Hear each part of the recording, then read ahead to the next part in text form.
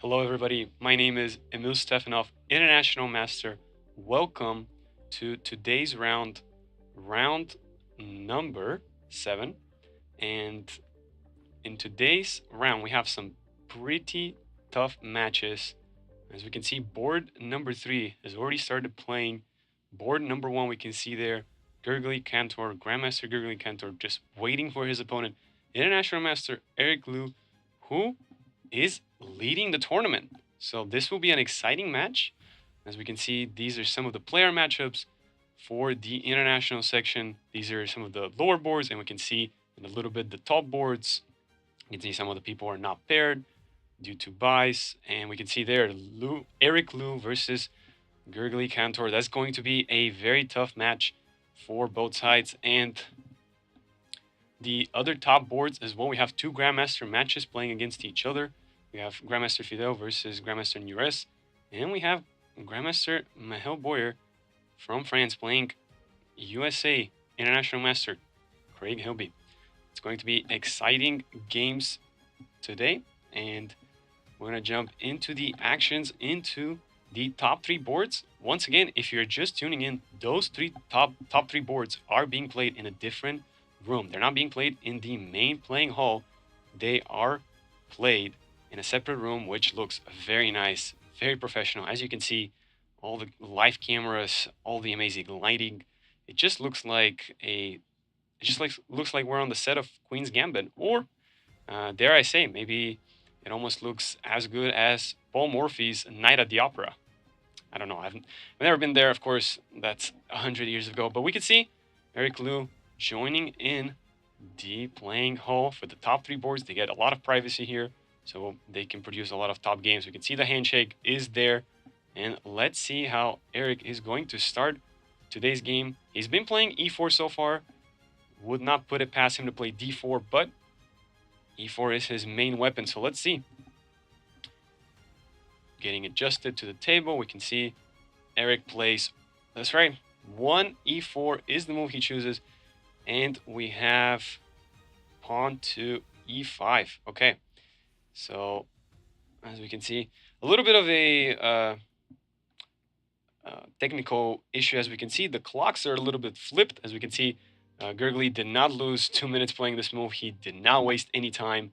So he definitely has an hour and 30. We'll fix that when we get to it. For the moment, the time situation for both players is flipped, but we can see knight to f3.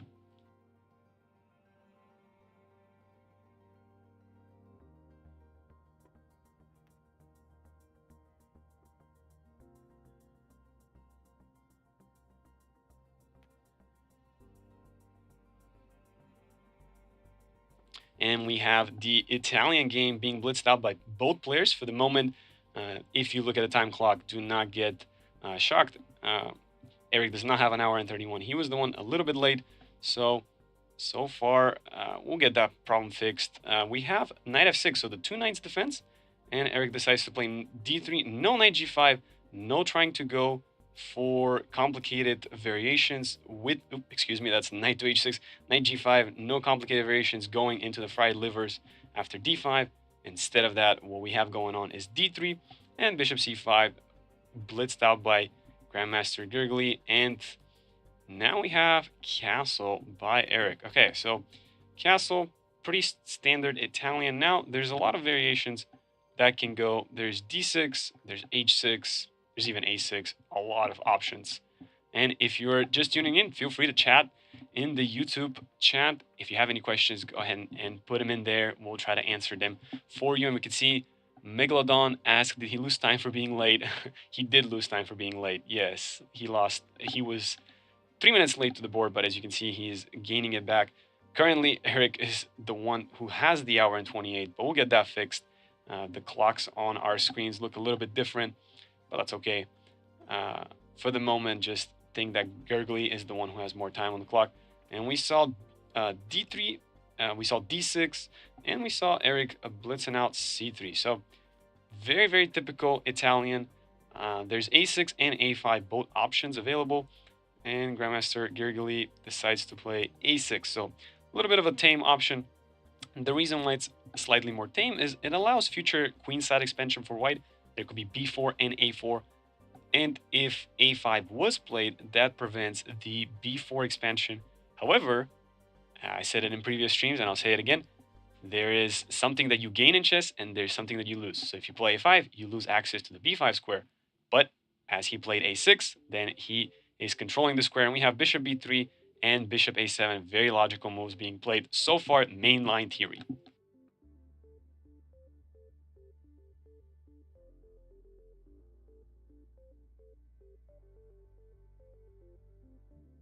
All right, as we can see, oh, they're just swapped. Got it. Yes, yes, they're just swapped. We swapped them back, but the times are correct now. Eric is the one who has an hour and 29, and Gurgly is the one who has an hour and 32. But Eric is the one with the white pieces. We'll see if we can get that fixed later on. But for the moment, we can see it on the live board, and we can see board 2 is already done. So both Grandmasters Fidel and Eurus, their game is already over. So maybe we can walk in a little bit into that board to show you what happened. But we have not knight fd2. We don't have knight fd2. We have knight bd2. So I don't know what happened on our live stream there. Knight bd2 was the move that happened, not knight fd2. I don't know why our DGT board has decided that the move was knight fd2. It is definitely knight fd2. So when we get that fixed, we will tune you back into this game. Yes, knight fd2 would be a very interesting novelty, but the move is actually indeed knight bd2, not knight fd2. So for the time being, we will go to board number 2. I'm very curious to see what happened between those two Grandmasters games, Grandmaster Eurus and Grandmaster Fidel Corrales. We can see that okay, that could have just been adjusting the pieces. We see e4, e5, knight f3, knight f6. So we see the Petrov defense, and after knight takes e5, of course, play d6. Do not capture this pawn due to the fact that there's queen e2 and potential tactics against black's king. So d6 is the move, counterattacking the knight first, and only after that, knight takes e4. And so that after queen e2, there's a simple queen e7. But this is a line that grandmasters play so that they can make a quick draw. That's the idea. So let's see if this is what happened in this game. d3, just kicking the knight out, and queen takes e7. No, first bishop g5, putting a pin. You could still try to play this for a win, but I'm assuming that after, yes, queen takes e2, bishop takes e2, bishop e7, the only thing that has happened is white has gained an extra tempo. So they've developed the bishop before black is able to mirror them. But because the queens have been traded, there's really not a lot going on in this position. And there's no way that you can make use of your extra tempo. For example, if your knight was already here, maybe you could sort of get an extra tempo with knight b5, attacking the c7 pawn, but there's really nothing after knight c3, as I just mentioned, trying to go for knight b5, but c6 just kills that idea. And we don't really have anything else going on after this. Castle, I'm assuming we're going to see castle. And yep. And oh, there we go. Players started setting the pieces. It was a draw indeed. So after castles, both sides just agreed to a draw. So wow, very quick draw between both grandmasters. Not a lot going on exactly. So okay, they decided a draw is all they need for this round. Maybe resting up and preparing for the last two rounds, which are going to be the toughest for this tournament. So if both of them decided, hey, I cannot outplay the other one, let's just make a quick draw, and let's just rest up. So while we are still fixing the DGT problem for board number 1, we are going to go to board number 3, which is Michal Boyer versus Craig Hilby. So we have e4, e5, bishop c4. The bishop's opening by Michal Boyer, that is a very interesting option, especially since Craig Hilby is the one who's also kind of played this line a little bit here and there. He is familiar with it. So d3, knight f6, and now knight c3. So the idea is to try to play in a Vienna manner. So there's a different line that we can get to the Vienna from, knight c3 and f4. But this has been trendy nowadays. Bishop c4, go for the bishop's opening, and then after d3, knight c3, then go for f4. So as we can see, this knight has not been developed. None of the Lee chess boards are working either, by the way. Oh, Megalodon. I think the Lee chess boards are working. I think they're 30 minutes behind. But hopefully, we're going to check into those games in a little bit as well. Seems like it's one of those days where the DGT boards just say, "Yeah, I don't want to work today. You can pay me all you want, but I'm not doing it." Jokes aside, though, we have bishop to b4, pinning the knight. So interesting option by Craig. The main line is bishop c5, and after f4, d6, and knight f3, there are a lot of variations there. There's bishop g4.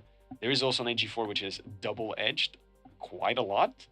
But instead, he opts for bishop b4, which I kind of like this idea. You can see there Craig just standing to the side, having played his move, looking at board number 1 and what is going on.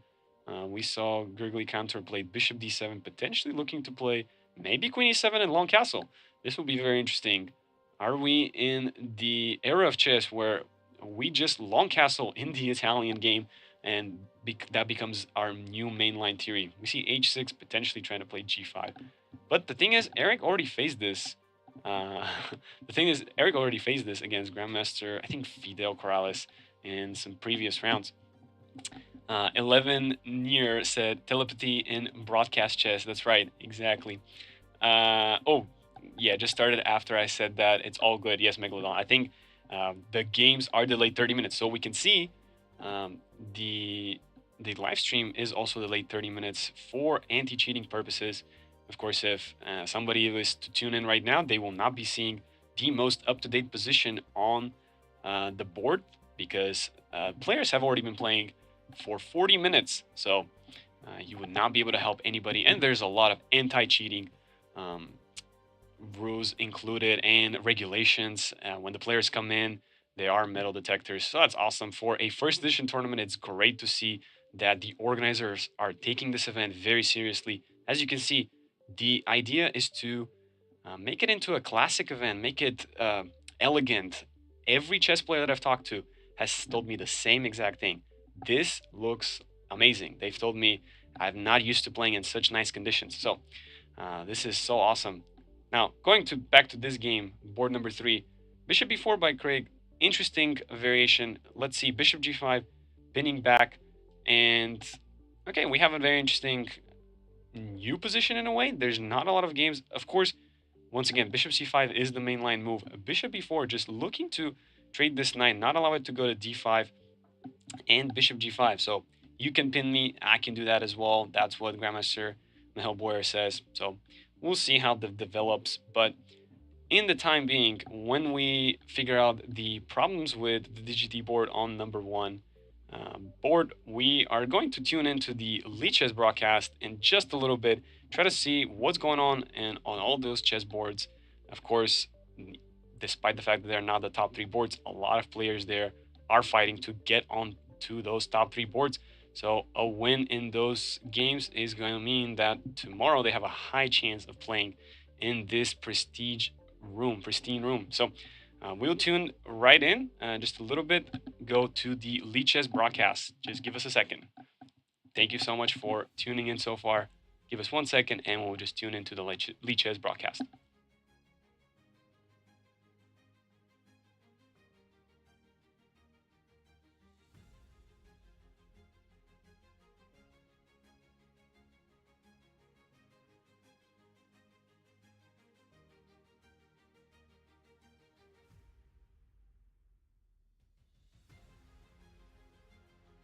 Alrighty, as we can see, This is our Lead Chess broadcast, and wow, okay, if I saw the first top boards, and I would have thought that, okay, maybe the DGT boards are indeed not working. What's happening here? Are the players just late on those two boards, board number 4 and board number 5? Potentially, that's what's happening, but we have some of the other boards. The players are playing e4 here. Grandmaster Belus is a little bit late, okay. Grandmaster Luca is on time with his signature e4. Well, I don't know if exactly I can call it signature because he is known for playing d4 as well. So maybe a specific preparation against Grandmaster Vladimir Belus. And we see another interesting matchup, National Master Roman versus FIDE Master Ryan. No action has taken place so far. So let's go into a board that there is some action. And we have International Master Anish Vivekanand versus Sullivan McConnell. And we have a French defense. Okay. E4, E6, D4, D5. And after knight C3, we have the classical, in a way, French defense. The more advanced option, the most dangerous option, I should say, for both sides is bishop e4. In these positions, depending on what white does, if white plays e5, c5, queen g4, there's a lot of chaos. There's a lot of chaos. So instead, Sullivan chooses knight f6, the old school way of playing. No problems with that either. e5, knight fd7, f4, just reinforcing the e5 pawn and getting ready to play knight f3, reinforce the d4 pawn, all standard theory. And we have knight c6, bishop e3, and bishop e7. This line has become trendy nowadays. Usually a6, b5 is what is happening. 11 years said maybe a partial board fail in the chat. Maybe that could be the case, 11 year, but hopefully we can get those boards back up. So a6, b5 here, this is the usual theory. Another line that is trendy at the top level is this line with queen b6. It is a very forcing line indeed. There's a lot of theory, and every time I face this myself with the white pieces, I have opted to play either a3, which is not the greatest move, or maybe knight a4, and hope that my opponent does not want to repeat the position. But indeed, if they do, there's not much I can do. And playing c3 is a possibility, but it's not one of the most exciting options. Is c3 here the move? I'm maybe mixing it up, but let me see. Yeah, no, it's not c3 here. Which line am I thinking that there is some knight a4 c3 opportunities? There's a lot of moves. As you can see, the engine thinks white is slightly better, but after 20 moves of theory, it starts thinking it's just pure equality. And of course, the move a3, the idea is to trap the queen. There's a very normal way to trap the queen. But okay, we have bishop e7. Neither side wants to go into these advanced, complicated positions. Bishop e7, and we see Anish playing queen d2. Now, the trick here is, if you castle, not to go for long castle. If white goes for long castle, then there's going to be c4 and immediate counterattack on the queen side. You see this pawn chain is blocking this bishop from coming to the d3 square. So before white long castles, they should take this pawn and only then long castle. This is the usual trick. A lot of people know this already. So I'm anticipating that International Master Anish is not going to fall for it. Let's take a look at some of the other boards while we get the action going. a6, however, before we swap into a different board, Sullivan plays a6. This is interesting. Already committing to bishop e7 and now choosing the a6 b5 plan. So here, if you are wanting to long castle, you would have to take. Again, if you long castle now, there's c4, immediate counterattack against your king. Another option is to play a3, just taking away the b4 square. That's a good option as well. And I'm going to assume that there's g3, bishop g2, short castle. That should be the usual plan as well. Nothing wrong with that, I assume. We'll see what International Master Anish plays. Let's take a look into Rachel Lee's game versus Canada Master Kevin Zhao. So we have e4, e5, knight f3, knight c6, bishop c4. Another Italian. No surprise there. Italian is one of the most popular openings, and c3. So we have the pianissimo variation, as I like to call it, right away. I cannot pronounce the other name, so I just call it the pianissimo. But again, the idea is to go for d4 quickly, and after an f6, not d4 right away. That leads to some very complicated lines. There's a lot of theory here. You could take cd4, you could play e5, a lot of stuff. But d3 in a more calmer approach, just looking to play a longer game in which you are just trying to outplay your opponent. And this is what Rachel has opted for, which makes sense since she really wants to win this game and potentially join the top three boards. Knight bd2. This is very interesting. So she hasn't castled yet. And watch out. There are some lines where there's h3, knight f1, knight g3, and only then castle. Those are quite fun. But maybe it's just going to transpose after castle. But d5 played by Kevin, not holding back any punches. d6 will be the normal move. And if white really wants to play knight f1, knight g3, they probably have to start with h3 to stop any knight g4. And after a6, we're just going to have a transposition into the normal lines with castle. So that was probably one option. But d5, Kevin is just going right after it. And after e takes d5, knight takes d5, knight e4, a tempo on the bishop, but bishop e7, and now castle. Okay, a very, very interesting position indeed. Now, don't be tempted to play f5. This is one of the biggest mistakes that you could play. This move is actually not threatening anything, believe it or not. I know it looks like our knight should move, but in fact, you've only opened up the diagonal towards your king. So just as an example, if I play a random move like a4, that's of course not the strongest move, but if I just play a random move like a4, then here I'm able to regain my piece due to the fact that it is pinned. The knight is pinned, it cannot move. So f5, as you can see here, the engine is gonna disapprove of this move. It does think that white has a strong edge after knight eg5. Just moving it over there, but even after my random move a4, as you can see, it only thinks is just about equal. So f5 is very weakening. So before you push f5, you probably want to make sure your king is on h8, at the very least, getting away from the diagonal. But knight b6 is the move of the engine, assuming bishop b5 or bishop b3. Bishop b3 is the usual move, and we just get a normal position. And the one drawback that Rachel has in this position is she hasn't played rook e1 yet. So if we go back to the main line, which this is it, after castle, there is knight bd2, but there's also castle for her. And now with d5, this is a little bit different. She hasn't committed the knight to d2, so as you can see after rook e1, already attacking the pawn on e5. So it is a little bit of difference. The knight still hasn't committed to d2, so immediate attack over the pawn. Of course, engine is not shocked at all, and it just thinks that this is completely equal. No shocker there. Many of the openings nowadays, the engine just says 0-0, no problems. Very interesting fight. I will say, though, one thing already that I do not like about Kevin's position is not his position, but just the fact that already down on the clock, 7 minutes down on the clock, Rachel has blitzed out this entire opening. She knows what she's doing, so you don't want to fall too far behind on the clock. Now, let's see our last board, that's DGT. Maybe there's a problem here. The pieces have not yet been moved, so let's see. Maybe we have something going on. Wow, okay, we have a lot of moves already. Wow, okay. So this is a top match between Alexei Bilik and Ethan Gu. So both sides are looking to win here. So we get a Sicilian, and what other Sicilian than the Najdorf, the most fighting Sicilian of all the Sicilians, Najdorf.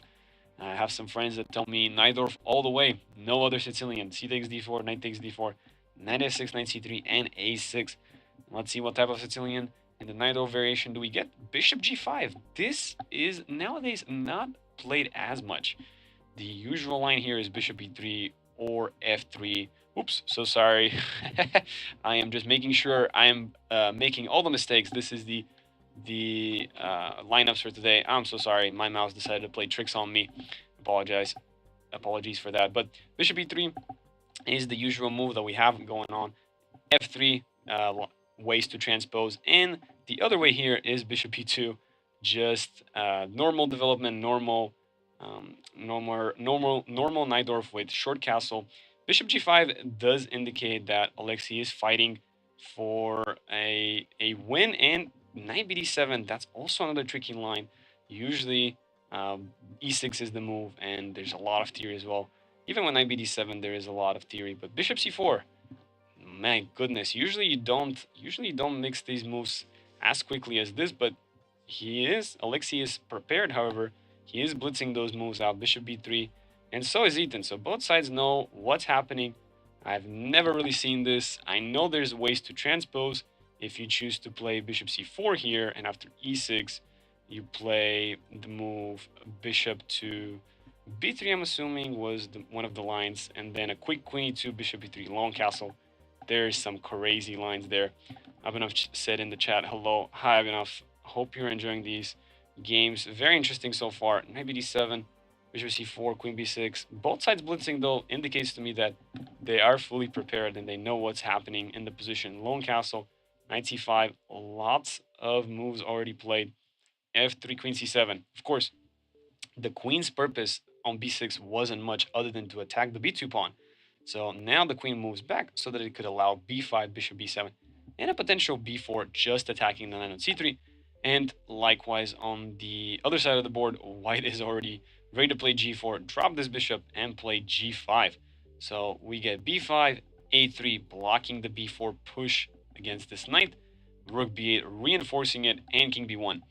This is one of those weird positions where the last two moves are so funny to me because rook b8 by black indicates that they're definitely pushing b4. And with king b1, white says, yeah, I don't mind being on the x-ray with the rook.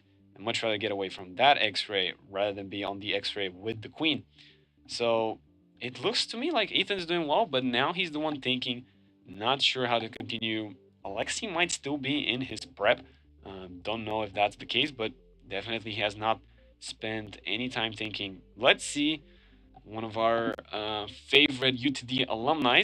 For those of you that do not know, I went to UTD, and so did this player right here, Zurab Javahadze. So from Georgia. So knight f3, that's what he's been playing this tournament. Knight f3, knight d5, g3, g6, bishop g2, bishop g7. So Zura is probably a little bit late to the game. We can see an hour and 16 minutes, and he's still thinking how to continue. So I really like when players play exactly like Jacob, International Master Jacob is playing, or Jakub, probably the correct pronunciation there. But I really like how he's playing against knight f3 and g3. I will say knight f3, g3 is one of those openings that says, we're not going to try to play for mainline theory. We're just going to play some normal chess, and I'm going to try to outplay you. And Jakub just says, okay, I'm going to play exactly as you do. I'm going to play d5, get a pawn in the center first, and then I'm just going to copy you. I'm just going to play knight f6, bishop g7. So I'm very curious. D4 was indeed played by Zurab. So after knight f6, now we get into the Grunfeld with g3. So after c4, we will basically have the Grunfeld position, and there could be c6 and lots of similarities in both players' positions. Castle, assuming we're only going to see castle. As you can see, the main top level engine line is c4, c6, cd, cd, 95 with lots and lots of more moves, but the bar is on the dot, so 0-0 indeed. Castle by International Master Jakub. And are we going to see c4 now by Zura? The other way to play these positions is with b3, but of course c5, black is first to attack on this diagonal. So other than c4, there doesn't seem to be many other moves. For those of you who have watched the championship match between, I believe it's the last one, Gukesh played this move rook e1 against Dinkluren, and although the engine disapproves of it, it was very, very interesting. It was very interesting. I believe it was that last championship match. But let's see what Zura plays. He does play c4, so I'm assuming we're only going to see c6. Now, the other way that you could play this position is with b3, but then, as you can see, this idea is still very much possible. And yeah, lots of complications. So we see c6 was played, and we'll see if Zura decides to play b3 indeed, but then I'm anticipating we get this line, or if he just wants to play cd, cd, 95 and try to win these positions, but they are very dry, mainly because both sides are just going to mirror each other, and there's not much going on in the position, not much imbalance that you can fight for. So we'll see. We'll see what happens in this game. B3 is the way to go for it. But Queen A4, okay, that's what Zura plays. An interesting sideline. I have not seen this move before. Queen A4, very, very interesting. So definitely, definitely an option. And I think my lead chess froze, so I'm trying to refresh it right now, and I'm having some internet connection problems. So I'm going to have to wait for that to be resolved. But Queen A4 was the move that Zura played. So once I figure out my connection issues, and hopefully they're back on, I'm going to show you the move that Zura played.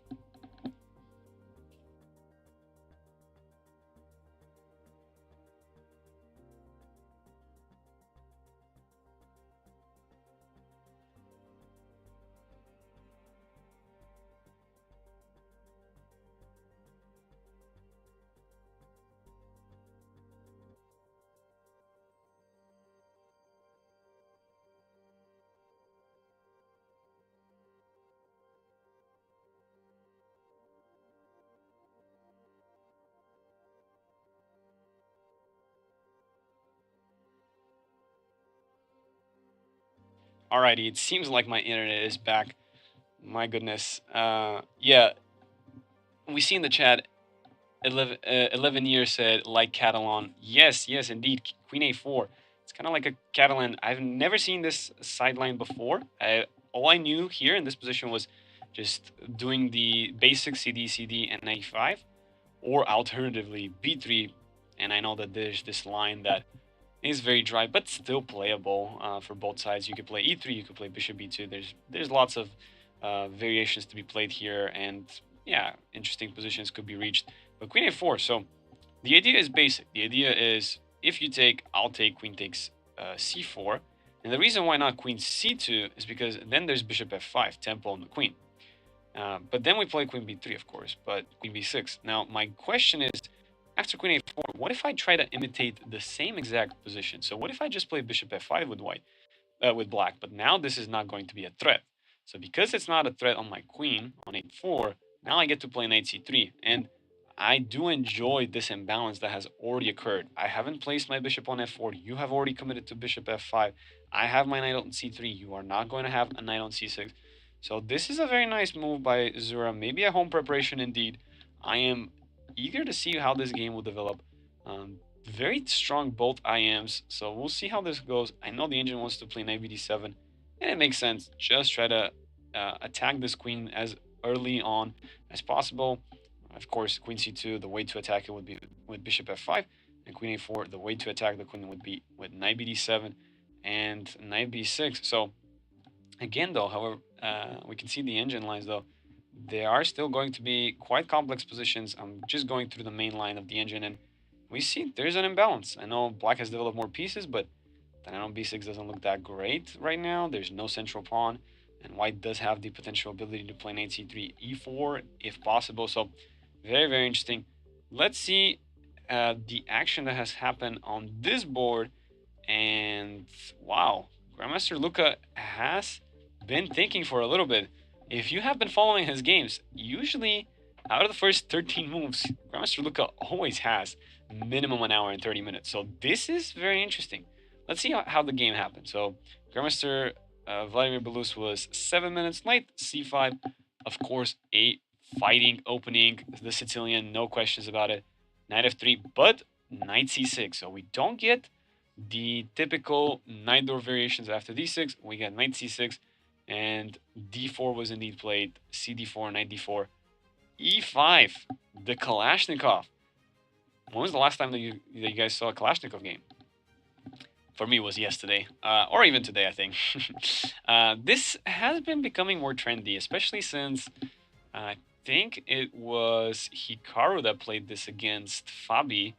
I think in last year's candidates match, or maybe I'm mixing it up, but it's totally playable. There's no problems with it. Knight b5. Most of the times, you could just transpose into some sort of a. You could most likely transpose into the Sveshnikov variation. So, for example, after d6, knight 1 to c3. This after knight f6, bishop g5, we do have the Sveshnikov variation indeed. And I myself have played this variation with black, and that is majority of the people play knight b5, and indeed they opt to just transpose into the Sveshnikov. So not trying to refute the opening with c4, which is the way to go about it. They just say, you know what, I know how to play against the Sveshnikov, let me just play against the Sveshnikov, not the Kalashnikov. But Grandmaster Luka played 92 and rather very quickly. He didn't spend much time. 92. This is some sort of a sideline.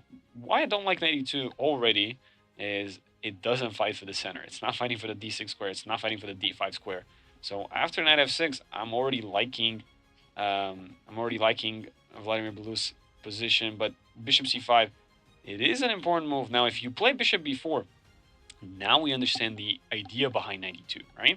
If, for example, we play knight f3, knight f6, knight c3, bishop b4, this is a dangerous pin, and potentially bishop c3 is an actual threat, doubling the pawns of white. But when you play 92, and when you go for knight c3, now bishop b4 makes a little less sense because the knight is covered by another knight. So you decide to exchange it, no problems, another knight pops up on that square. So absolutely no problems for white there. So bishop c5 was chosen by Grandmaster Vladimir Belus. Makes sense, keep the bishop on this diagonal. Knight g3 and d6. Now, I do know, I have studied this position before. Knight f4 is the way that the engine wants to play. Indeed, just get rid of this bishop. Now, if you don't get rid of this bishop, black has gained basically everything that a Sicilian player can wish for, right? So usually this bishop is on e7 in most Sicilians, but now somehow this bishop is in front of the pawn chain. This is very rare to see in the Sicilian, and it's actually a powerful bishop. So makes sense that the top level engine line goes with knight a4, bishop b4, c3, bishop a5, and just trying to kick this bishop all the way back to c7, potentially, as we can see later on, playing some b4 moves, attacking it, and moving it all the way back to c7. But, of course, knight a4 is not the only move that is a quote-unquote must. I'm assuming bishop d3 is... no, knight g4, that's right. So we actually have to be careful. We have to play bishop e2 not to allow knight g4. And, yeah, this is about equal now. Very funnily, the engine just wants to play bishop d4. I'm not quite huge a fan of this. Maybe castle. But again, as you can see, knight a4 is the move that is screaming to the engine castle. Again, bishop d4 is screaming. Hard to understand these positions, and then just these are the top moves. We'll see how this game develops. I don't think that the players will play any of these things. The bishop e2, we might see castle, and from there we'll see what Grandmaster Vladimir Belus is going to do. Let's just quickly jump back into the very first game that we watched to realize what happened, and we'll go on a little short break in a little bit. So we have, we ended it right here with a6. dc5 was played, indicating that maybe there's going to be long castle. But queen a5, this is a very peculiar move, and Sullivan didn't spend that much time thinking about it. It does mean that most likely it was a preparation. I like International Master Anish's idea. Just play a3, just occupy the b4 square, maybe have some b4 ideas. So f6, that seems a little risky to me. We're not recapturing the pawn on c5. Yes, there's no b4 because knight b4 exists. The rook is pinned, so it's not defended. But this looks risky to me. f6, maybe Sullivan is mixing in the lines. Here, short castle and eventually capturing back the pawn is the way to go about it. But f6 seems a little scary. After ef6, I don't see any problem with that. If bishop f6, trying to put pressure on the knight, yeah, the engine just says rook d1. I mean, I'm curious to see if there was any other moves, but yeah, d4 seems to be a threat. So yeah, rook d1 makes perfect sense. Force the trade on c5, and now knight d5. Not a hard tactic to spot indeed. It's a knight on c5 hanging. A lot of forcing variations there, though, but this looks good for Anish. Let's see if he will make a decision. He is thinking, and he has thought for quite a while. We can see he had an hour and 26, only now an hour and 18. But ef6 is the only sort of move that you consider in these positions. A long castle is the other one, just trying to leave the e5 pawn and maybe hold on to the c5 pawn. But long castle, you played already a3. so that you don't have to worry about the a2 pawn. So as you can see, long castle, perfect sense by the engine approves it, of course. But if I'm thinking in white with this position, I'll be thinking about ef6. Rook d1 is the last sort of candidate move that I'll consider, but as you can see, engine just disapproves it. It's because we're leaving our king uh, in the open in the center. So indeed, just long castle or ef6, the moves that I'm thinking about. But let's see what Anish will play. Maybe we'll catch up later in this game. Finally, let's just tune into this game. Last time we checked, the board hadn't even started, and what's going on here? Black is already in a better position. So Video Master Ryan already in a good position. International Master playing Roman playing knight f3. So maybe he looked at Zura's game and he decided, oh yes, Zura is playing knight f3 g3 and having success. I'm going to copy him. So knight f3 g3, knight d7. That is a very professional move indeed. The idea is to play e5 as soon as possible. So if someone's trying to set up with the King's Indian setup, which is exactly knight f3, g3, bishop g2, d3, then you're already going to play e5, strike in the center, or obtain the center as early as possible. So the best move here is to play d4 and ask, what is this knight doing here? And now black usually just moves this knight around to b6 and tries to play in a style that is like the London, where the knight has just gone to b6, spend a little more tempos, but a very solid position, very, very hard to break. Of course, we know it, it's the London, so it's very, very hard to break the London setup. So, but International Master Roman played bishop g2 and e5. Field Master Ryan gets what he wanted, d3, knight f6, castle, c6, c4, dc4, a very important move. If you don't want to deal with the tension in the center, it is always a good thing to just take on c4. Now, for example, with bishop e7, you can see already the engine relatively enjoys these positions with white, mainly due to the fact that castle has already been accomplished, and black is yet to castle. This knight's on d7, blocking the bishop on c8.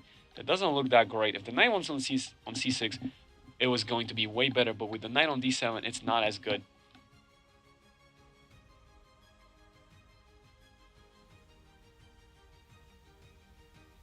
So with this position, dc4, dc4, bishop c5, knight c3, castle. But now this is equal. But where did white make mistakes to where black got the advantage? a3 already not what the engine wants to do. b3, bishop b2 makes perfect sense. I don't think that a3 is needed because after a5, b4 is stopped, and if you play b3, now this pawn on b3 could be weak in the future. There might be some queen b6, dropping the bishop back in knight c5. Although engine just says queen e7, but okay, this rook b1, yeah, white is going for b4, but queen e7 stops b4, and more the engine starts liking black's position, especially after this move e3. Oof, all the light squares now suddenly became extremely weak, and after e4, knight d4, knight e5, wow, just sacrificing this pawn on e4 and just going for domination on the light squares. This is not easy indeed. We'll see if this happens. Knight e5, I mean, it is quite possible. FIDE Master Ryan has been thinking, oh, sorry, he played knight b6.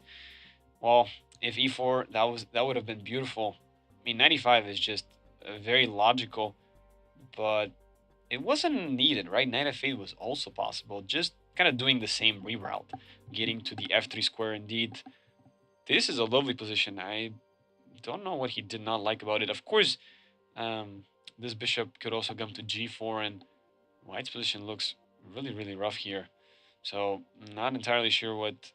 Maybe e4, knight d2 was probably the problem. And yeah, definitely losing the pawn and playing down a pawn. These positions, only the engine sort of gets how to play them. But yeah, maybe we could have just if we could just imagine that there's this light square bishop dominating all the light squares around the king side, then yeah, maybe this would have been played. But knight b6, attacking the pawn on c4, also good. Knight d2, dodging e4 threats. But yeah, I'm going to be shocked if I don't see bishop g4. Just f3 is not possible. Bishop e3 will come with a check, so that's why f3 is not possible. And just moving the rook, it just feels like white hasn't really done much. So I don't know where International Master Roman is going with this position. Maybe FIDE Master Ryan can utilize this and go for the win. With that being said, we will take a short little break, and in the meantime, we will show you what's going on the top two boards. Already on the second board, there was a quick draw in the opening, and board one is a fierce match. We'll see if we can fix the DGT live board, so we can show that to you as well. But we'll take a short little break. Thank you so much for tuning in. Stay tuned in, and we'll be right back. Thank you.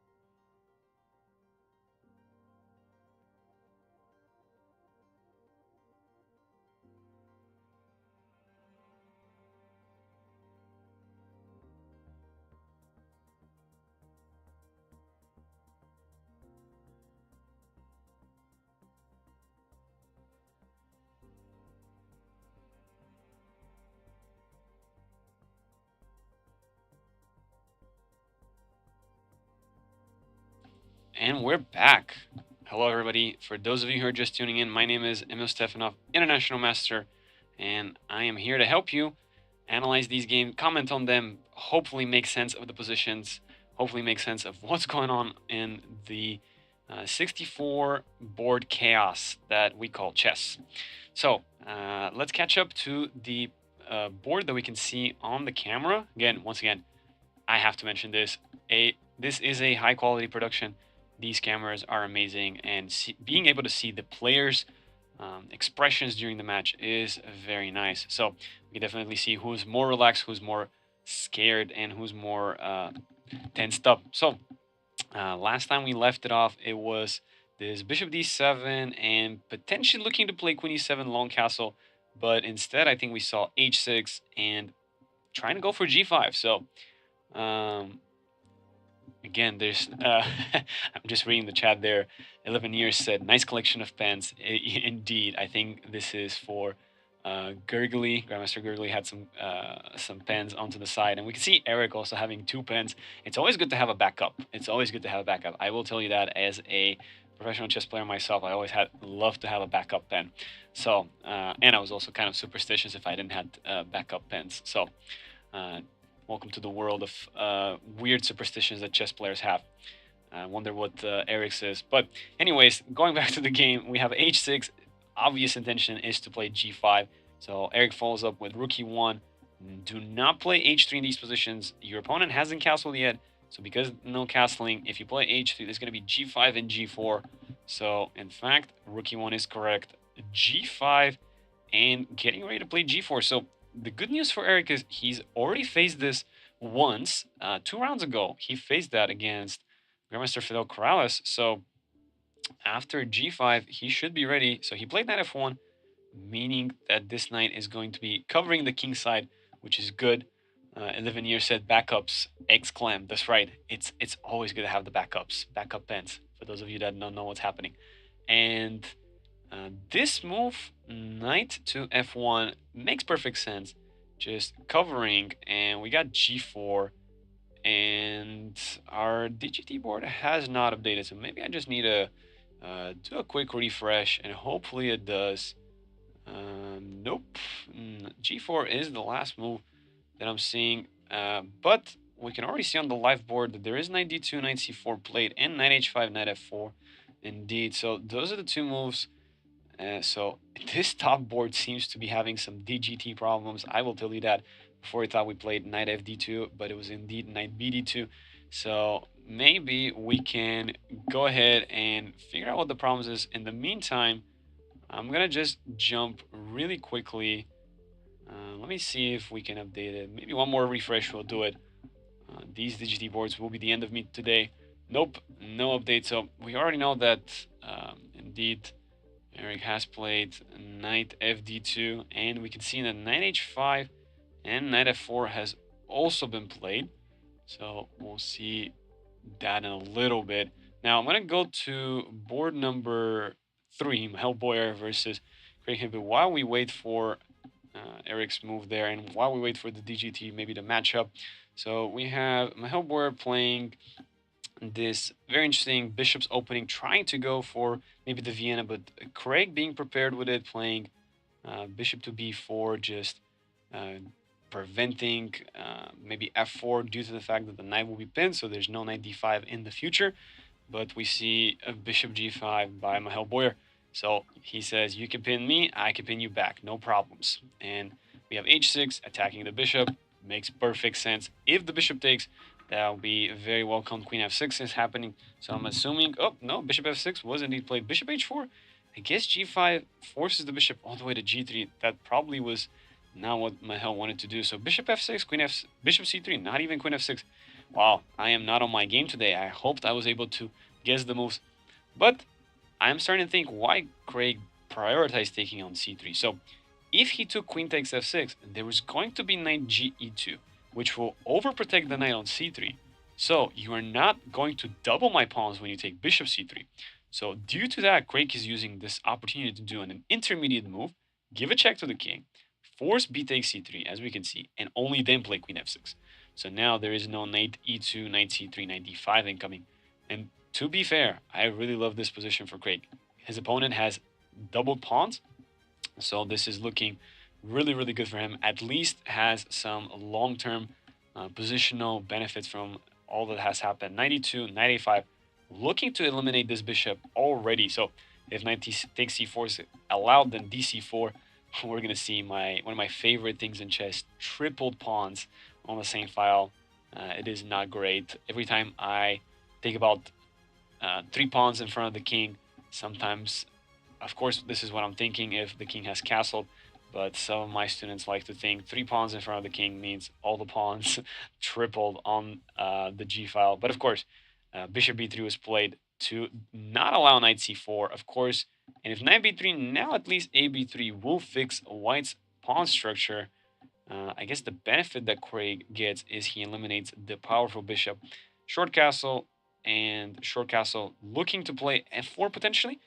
That's why the knight went to e2 and not f3. So f4 is going to be a threat. Let's see how Craig deals with that. He plays d6, queen d2, still preparing f4, and c6. So Craig's not afraid of f4. No problem. c6, potentially looking to play d5. So I guess it makes sense. If your opponent's going to play f4, you might as well try to prepare d5 once you take this bishop, strike in the center. But knight takes b3 is the move we're going to play, and we're gonna, in a way, fix the opponent's pawn structure. That's kind of the thing that I don't like a lot, but maybe it'll be okay if, yeah, wow, d5 already. So very interesting by Craig. Very interesting play indeed. This is becoming very concrete, but the only thing that I want to mention is Craig has played, so he's taught for more than 30 minutes. He has 59 minutes on the clock, and Grandmaster Michael Boyer has an hour and 28. So it almost feels like Grandmaster Michael Boyer is on top of this position. It almost feels like he's played this position before. I would not be surprised if this is his preparation, but who would prep so many moves in this obscure line? Maybe that's what nowadays Grandmasters do. Okay, so d5. Let's try to make sense of this position. If e takes d5, then it almost looks like we're losing this pawn, but we will first take the bishop and then regain back. But the one thing I don't like about that outcome is that after fe5 and queen e5, then this knight is just beautifully positioned on the d4 square. So I'm not sure if I really liked Craig's idea with d5. C6 made sense, but I guess the only way to continue was d5. Maybe a better option would be to just take and then just avoid the x-ray between the rook and the queen. And only when f5 is played, only then play d5. Do not just break your pawn chain like that. So d5, it's looking like after e takes d, c takes d, there will be a pawn hanging, unless we're missing some tactic, but there shouldn't be any problems there. And so knight b3 will be forced, and then after that, c takes d5, f e5, queen e5. The knight will get this beautiful square on d4, but the pawn structure will be very weird. There will be 4 pawns all on the queen side versus 3, but yeah, white will have 2 pawn islands, black will have 3 pawn islands. The knight will be very powerful in d4, but all the squares that it will be attacking are going to be covered. Wow, it's very complex. No idea what's happening here. So in the meantime, we're going to try to see if we have managed to fix the first board's DGT problems. So in the meantime, we're just gonna leave you with the shot of the players, and we can see Grandmaster Gurgley just thinking and concentrating on this position. It's a very complex position. Bishop e3 was the last move that was played. So we'll be right back and see if we can pull up this analysis board for you.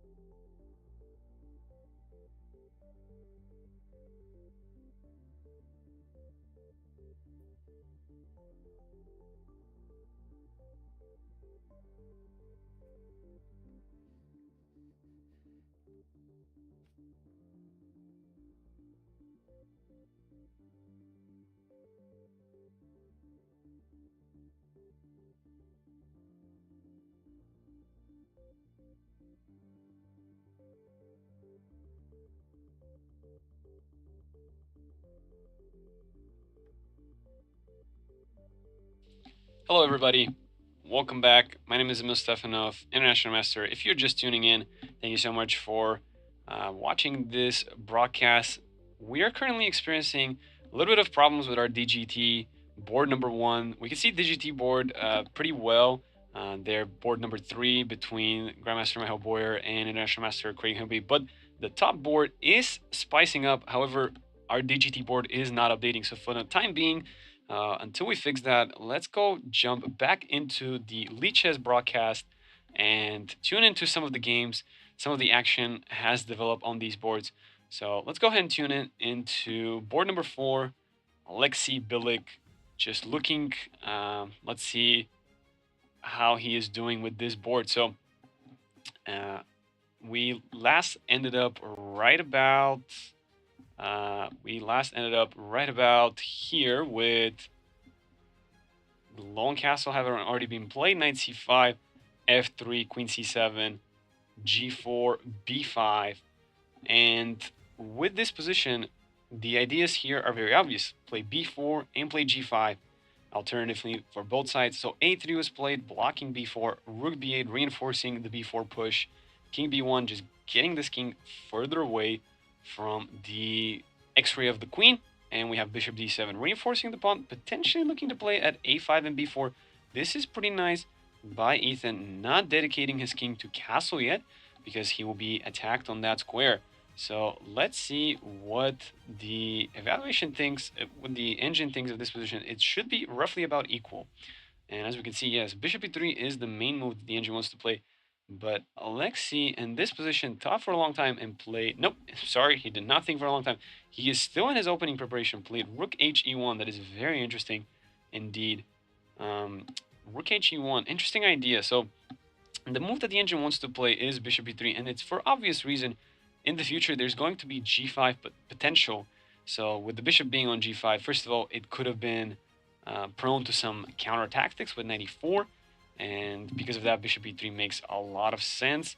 But rook he1 reinforces the center and maybe looks for a central strike.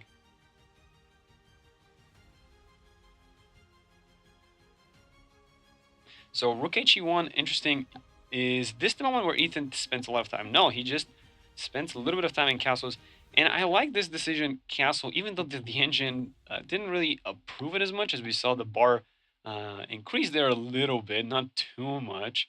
But I like the idea because rook he1 was just played, so castling felt such a normal move, right? If you play pawn to h6 as the engine wanted to do, then once the bishop goes back to e3, I guess that was not good due to the move a5, still leaving the king there. But if bishop h4, I guess this is what the engine wanted to do, and long and short castle. But you've already played h6, which is a pawn hook, so g5 could be played to where the pawn could just be attacked and used to open up files. But I guess the engine knows what he's doing. So that was the top level engine line. But castle to me makes perfect sense. You know, your opponent's last move was rook he1, indicating that the fight is going to take over in the center, not on the king side. So even though the engine disagrees, this is one of those moments where I can't blame Ethan for not playing h6. It's like, oh no, how could you have not played that? No, this is perfectly logical. If bishop e3, then castle, then I would have been a little bit more afraid of this if Ethan had chosen it, because g5, this is exactly the idea, right? The rook is still on h1. There could be a future potential for the rook to open up. As you can see, this idea is very common with knight g3, letting the knight take, and then the rook is already in line with the h7 square for the king. So all in all, a very logical move, but the engine didn't approve of it as much. Bishop f4. Things are now starting to get spicy, because if e5, this is a fork, but indeed there's counterplay with g5. And what's going on here? Both sides are playing these moves now. Alexei's still blitzing. Notice that International Master Alexei still has an hour and 32 minutes. This is quite interesting, because this means that he's still in his preparation, even 17 moves later. Wow, this will be incredible if that is indeed his home preparation. And FIDE Master Ethan Gu just continues on, but spends a little more time thinking. As we saw here, he needed some time to play e5, spent a good amount of time. g5 counterattacks the knight, and the idea is if the knight goes to h5, there's 95 counterattacking the bishop and the queen, and if queen d8, knight f5, continuing to attack the bishop, and if bishop f5, ef5, this is where the tactic is, the rook on rook on e1. If this has been the thought process behind rook he1, then this is crazy. So we can see the deep understanding of the position, or the deep preparation in the position of rook he1. It didn't seem like a move that really attacked anything, because e5, the pawn will just capture, the queen's there to reinforce the e5 square, so it doesn't really seem like the rook is doing much. But in this very, very, very specific variation, where if in this position Ethan had played knight h5, then there's knight d5, then there's knight f5, counterattacking, and if bishop f5, ef5, we can see after ef4, there's knight e7, due to the fact that there's a rook there covering the knight, so the queen cannot capture. And if knight f4, first knight e7 check, force the queen to be on the x-ray with the rook, and only then queen f4. This is absolutely crazy. 11 years said spicy home cooking. Indeed, this is spicy home cooking. This is out of this world. 22 moves, 23 moves of theory. And the craziest thing is, if we just follow up a little more, the evaluation says ±1. So white is about a pawn up, despite the fact that the pawns are completely equal. And we can see white has 2 sets of double pawns. So this is just fascinating. Imagine this being your preparation only for a +1, and it's not even as clear of a +1 evaluation. This is what top level games nowadays in chess are. It's just about these specific lines. But Ethan plays e takes d4. Now, Engine had a preference towards e takes f4, just a little bit. But e takes d4, I mean, makes sense. It continues to attack the knight. But after gf6, d takes c3, the queen is being attacked. So if you take my bishop, then I will take your queen. Thank you very much. So yes, you promote another one, but I'll capture it. And then, yeah, just I'm up a queen. So don't do that. So you have to move your queen. Now, the engine says queen f2, but what's going on here? Alexei is down a piece. So as we can see, he has thought for a long time. He didn't blitz out gf6, so most likely he knew this was the variation, and here he was trying to recollect his thought process. Potentially he remembers gf4 more, and this looks very logical. This is very simple. But if this is slightly worse, but it's more human, because you're just winning a piece, right? If queen g2, checkmate threat, there's bishop f6. So you don't want to do that. Bishop d6, queen c8 protects the knight. You don't really want to win the rook. This is only a rook and a pawn. Not even a pawn. Pawns are equal on the board, so it's just completely losing, as we can see the bar saying so. So because of that, queen g2 is not the move, and it's queen f2, so that if bishop f6, now the queen on f2 is actually attacking the knight on c5. But you have to calculate these lines with knight b3. That's right, fe7, counterattack. But then there's rook fc8. A lot of chaos. Let me tell you about it. And queen e3, I'm assuming, is going to be a devastating mistake due to the fact that it's no longer covering the c2 pawn, but the bar kind of settles down around equality. So not too bad, but queen f2 is the slightly better move. Absolute chaos on this board. We will see what happens. Alexei is thinking, taking his time. He still hasn't played queen f2, but that's the only good move. And doesn't seem like there's many other good moves. If queen c3, then bishop f6. White is just down a piece.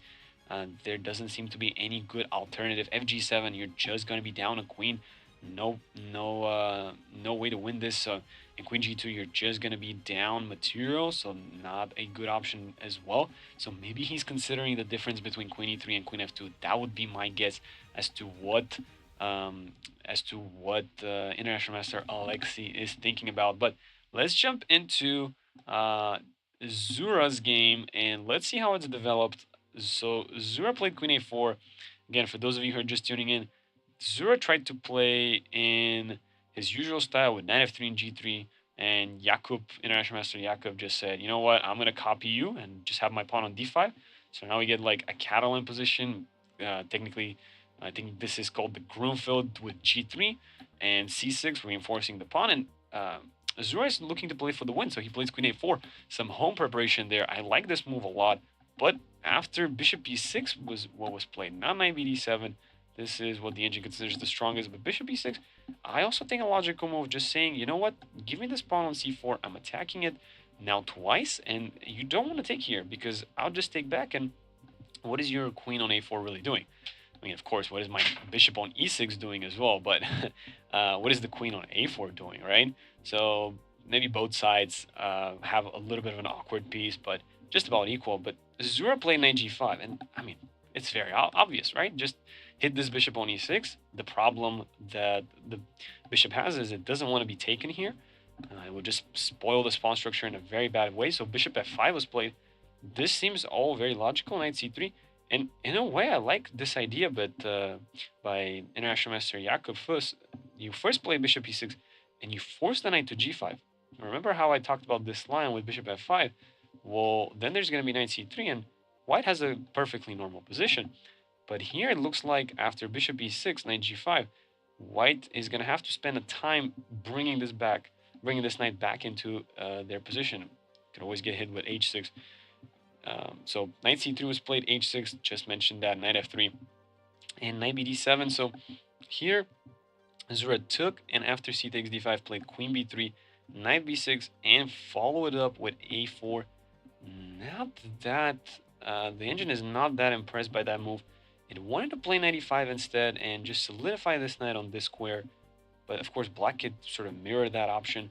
A5, a4, I do like the idea that if a5 is played, then this square is a lot easier for us to utilize than the b4 square is harder for black to utilize. So a5 is not the greatest move there, but knight c4, wow, just giving up the pawn and trying to trap this queen. This is quite dangerous. I mean, it is a pawn sacrifice. The idea is not to play rook b8 because the queen actually doesn't get trapped. There's always ways for the queen to escape.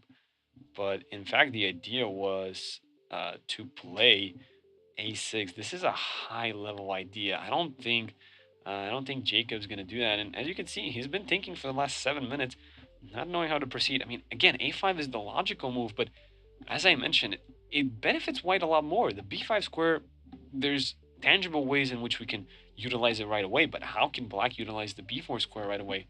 They really can't. So yeah, I know the engine just says 0-0, but this looks to me like white has gained the advantage between those a4 and a5 moves. And other than knight c4, how do you defend this pawn? If rook b8, well then bishop f4, right? You just walk into that. If you say, let me abandon the pawn, a5, knight c4, I will gladly take it because I'm attacking another one. Although the engine says, okay, don't take it because there's probably knight b3. As we can see, that's not the greatest, but it's still 0-0. Rook c8 might be a move. Yeah, just saying, you know what, if you play a5, I'll play knight c4 anyways. Knight c4, that's a hard move to play, followed up with a6. And lastly, queen d7 will walk right into knight e5. So I'm assuming we're going to see a5. I'm not sure what International Master Jakub Fuss is thinking about, but let's tune into this game later when things heat up for sure. And we have this game by two grandmasters, Luka and Vladimir. So we left it off about here, and Grandmaster Luka did in fact remember, or maybe by method of elimination, figure out that the best move is indeed knight a4, attacking the bishop on c5, bishop b4, c3, bishop a5, and b4. All of these moves were played. If, for those of you who were here earlier and remember, yes, this is the plan to try to weaken the bishop, not leave it on this diagonal, but move it behind the pawn chain once more time. And bishop d3, reinforcing the pawn on e4, bishop g4, looking for white to play f3, weaken this diagonal one more time. So instead, queen c2 is played, not allowing this weakening to happen. Rook c8, always be wary of such x-rays. So h3 attacks the bishop. For the time being, there's one too many pieces in the way between the rook and the queen, but be careful. If bishop b8, knight b4 will be a threat. So h3 attacks the bishop, bishop e6, castle, castle, and queen e2. As I mentioned, it's good to be cautious with regards to that. And I mean, it's very interesting position. I don't think I've quite seen such a Sicilian. If I show this position to somebody and I don't tell them the opening, I bet that they're not going to guess Sicilian. And believe it or not, being a Kalashnikov Sicilian, this is quite the original position. I am not certain what's going on. Engine says, okay, 0-0, not quite 0-0, maybe just a little bit for white, but overall equal. I have a lot of questions, like this knight on a4, other than blocking the bishop from going there, what is the future of that knight? Maybe reroute there.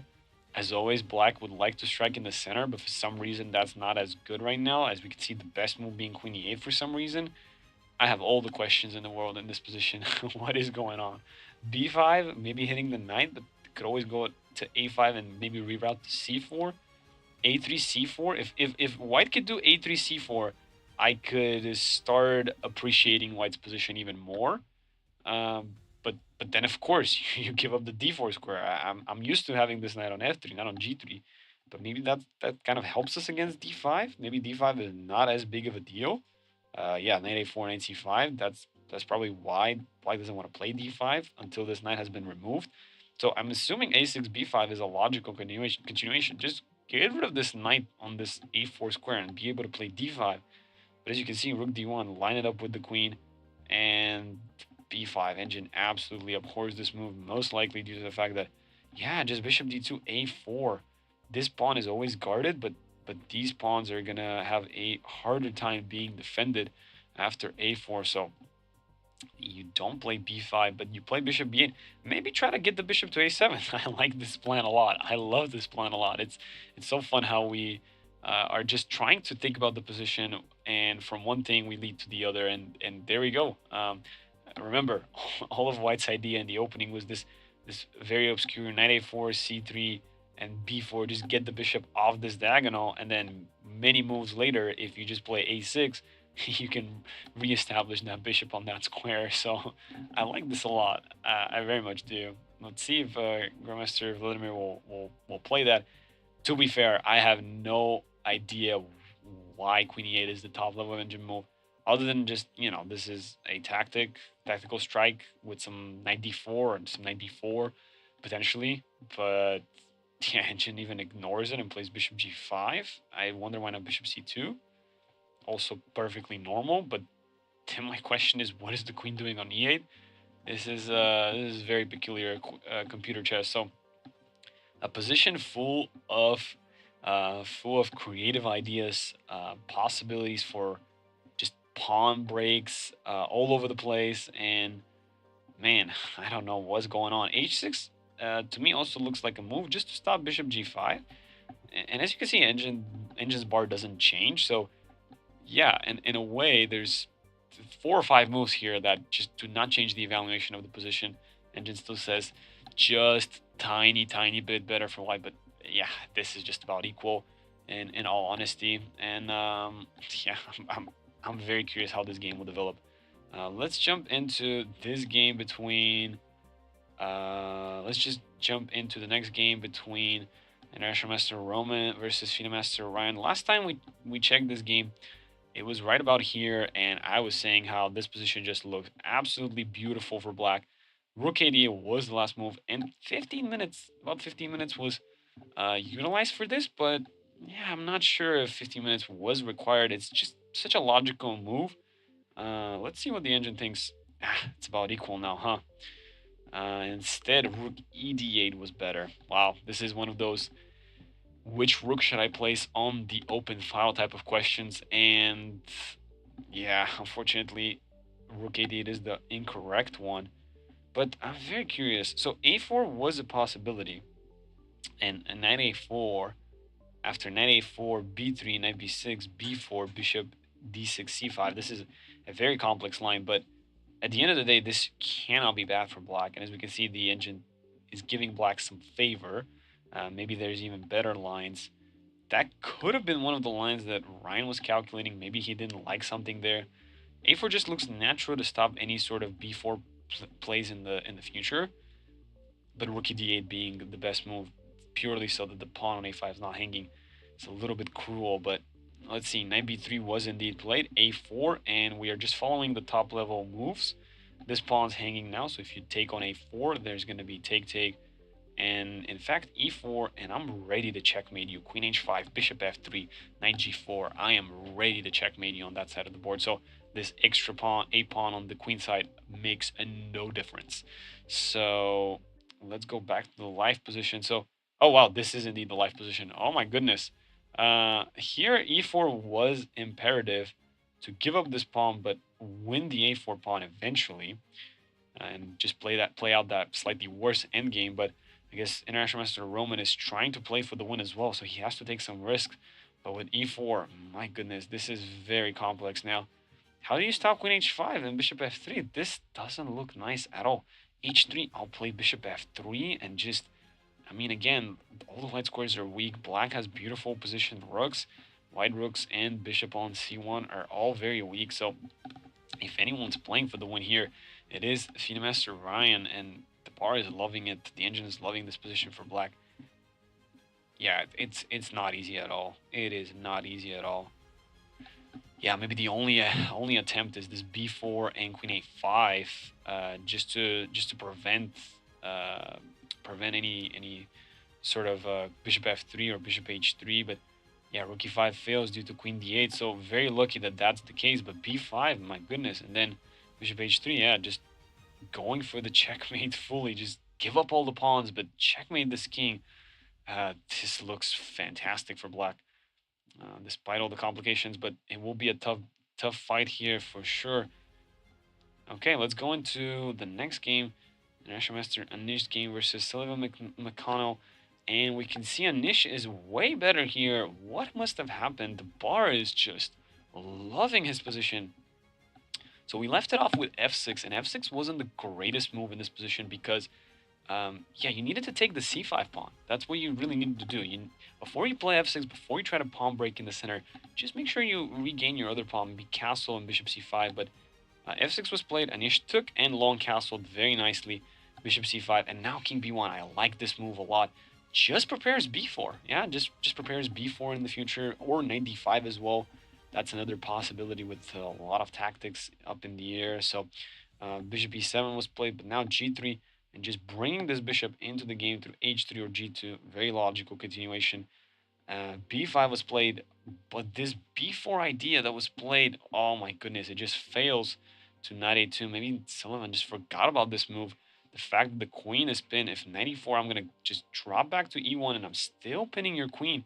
And yeah, after you move, that's a free pawn. That's a free pawn. I mean, yes, it is a free pawn against my king, but I don't have to move this knight for quite a while. Bishop g7, there's counterattack against your rook, so things are looking out for white. Again, don't forget that this bishop is covering b2 as well. So yeah, this is rough. This is not an easy position, and yeah, Anish is just gonna be extra pawn up. The only thing is to not blunder any sort of checkmating attack against his king. Looks pretty good for Anish, and Sullivan must make the most out of the pawn sack and try to complicate matters as much as possible. But it's looking one-sided currently. Rachel Lee's game, last time we checked, we left it off. It was right about here. Bishop f5 was indeed played. Rook e1, knight b6, and bishop b5, putting pressure on the knight so that the e5 pawn is weakened. Bishop d6 was played. Knight g3. I'm assuming bishop g6 we'll see, and yeah, Rachel can win this pawn, but then the d3 pawn's hanging. So that's why leaving this bishop on g6 is a good thing. Now, you probably don't want to take this pawn, but how do you want to proceed? If you do this, there's not a real way to sort of keep protecting this pawn. So yeah, 95 might be the best move there, but yeah, maybe Rachel is, as we can see, she's been thinking for 8 minutes, trying to figure out how she can continue trying to play for the win, not going into this very forceful variation, even though the engine says it's probably the best. But how can she play for the win? H4 is the other move that I see engine likes. H5 is not great because it weakens a lot of squares around the king. So maybe we could force this and then go for all these complications, and at least we have a push the pawn against the enemy king. Maybe in the future that could benefit us a little bit, but it does seem like things might become simplified, and the position might turn into a very simplified equal position. The only difference there being the doubled pawns on the c file, not enough to play for. And then the last DGT board, finally it's on, and what is going on here? Why is this pawn all the way to g5? These are some very creative games. For a second, I just thought I'm blind, and I don't know. I thought that this king was maybe on h1. I don't know. This pawn's on g5. Very fascinating. I want to see the opening. It was indeed the Caro-Kann and bishop d3. This is a fascinating line. We are losing some tempos, but then g4. Zachary, Fidemaster Zachary with this. Wow, this is some home preparation. No? He was 20 minutes late. Yeah, he was 20 minutes late and then blitzes this out, and his opponent, Aaron Wang, is just thinking, and now Zachary's caught up on time, and yeah, knight h5 is the move with g6. You have to position the knight there. I know it's weak on the edge of the board, but you are controlling some key squares, namely this f4 square, so the enemy bishop cannot go there. Also, in the future, you have this possibility to reroute the knight through f5. When you go knight fd7, you're kind of getting in the way of the other knight, so that's not great. That is not great at all. So knight fd7, queen e2, knight castle. Okay, I thought we were gonna long castle with this g pawn being pushed all the way there, but man, Zachary has no fear. He just short castles into this g pawn being pushed all the way to g5. I'm loving this. This might be my favorite game so far. Bishop d6, c4, and knight c3, just playing normal chess, and I'm loving this. I don't really get it, because if it was me, I would have definitely tried to just long castle. Please get me out of here. Just let me long castle. This pawn is already well pushed. It will prepare a future attack against the castle king. But yeah, castle short, despite the g pawn push, is a risky strategy. Now it's perfectly fine by the engine standards, but long term this king might actually end up being weak, and especially with this last move, you can see e5 a potential threat. So hence 94 makes a lot of sense. Kick this bishop back, bishop c7, then bishop e3, and we're gonna just play d5. And I guess the g pawn really does help us out, because we are stopping f5 due to en passant. So uh Elevinier said the little pawn ran away from home. Indeed, indeed. This is so fun. I have never quite seen such a position. Of course, the only reason this is working out in white's favor, and we can see the bar approving it, is due to the fact that both knights, yeah, the knight on b8 and the knight on d7, they're not well positioned. They're not where they want to be. And yeah, if this b8 knight was magically teleported, if this b8 knight was magically teleported on this square, so for example, if it was on the g6 square, then okay, definitely prefer black in that case. But it takes many moves to reach that square. So yeah, indeed, I'm really liking this position for white, but very risky indeed. So a lot of fighting chess is happening nowadays. Let me just tune really quickly into Alexi's game, and yeah, the action has picked up. We've left it right here. Queen f2 was his better move, but he decided queen e3. Again, both moves ideas are obvious. Take on d6 and let the knight be hanging, because the queen is putting pressure on the knight. That is very important indeed. But knight takes b3 was played, so anticipating if you take, then first of all there's c2, But also, yeah, I could just take on f6 if I wanted to. Also winning, so you have to take fe7. But now rook fc8, and my goodness, what is going on? White is still down a piece. You cannot quite take this knight because c2 still loses. So, but then there's this e7 pawn, but it cannot promote because there's a bishop there blocking. Of course, there's the rooks that are also blocking, and somehow the engine just wants to go and make a draw. Wow. Wow. Wow. Oh, wow. Cannot go there because there's going to be checkmate. If you go there, there's also a checkmate. If you go king f6, then the best that we can both do is perpetual. Can you believe it? Can you believe it that the best we can do after all of these crazy positions was just the perpetual? Oh my goodness. If this is what happens, I mean, does Alexei even have does he even have any other moves? Bishop d6, knight d2 check, yeah. And then this endgame is losing for white, yes. After I'm gonna just promote to a rook because I'm fancy like that. And there's too many pieces fighting against the queen. This pawn is not supported, it's going to fall. Yeah, this is absolutely losing. So you would have to take queen d2, but I mean, now you're just down a piece. You know, this pawn is again not protected. If I had this other one on d6, maybe I have some chances to play for the win. But no, this is just losing for white. So yeah, in fact, Alexei's probably gonna think for a long time. CB3, don't look at that move. It's not the top move. Rook G1 is the top move, and it's some messy complications. But wow, what a game! What a game! We'll see how this turns out. And in the meantime, we're gonna take another short break. We will show you the top three boards right now. We're gonna switch to the top three boards, the footage that we have, the live camera on boards 1 through 3.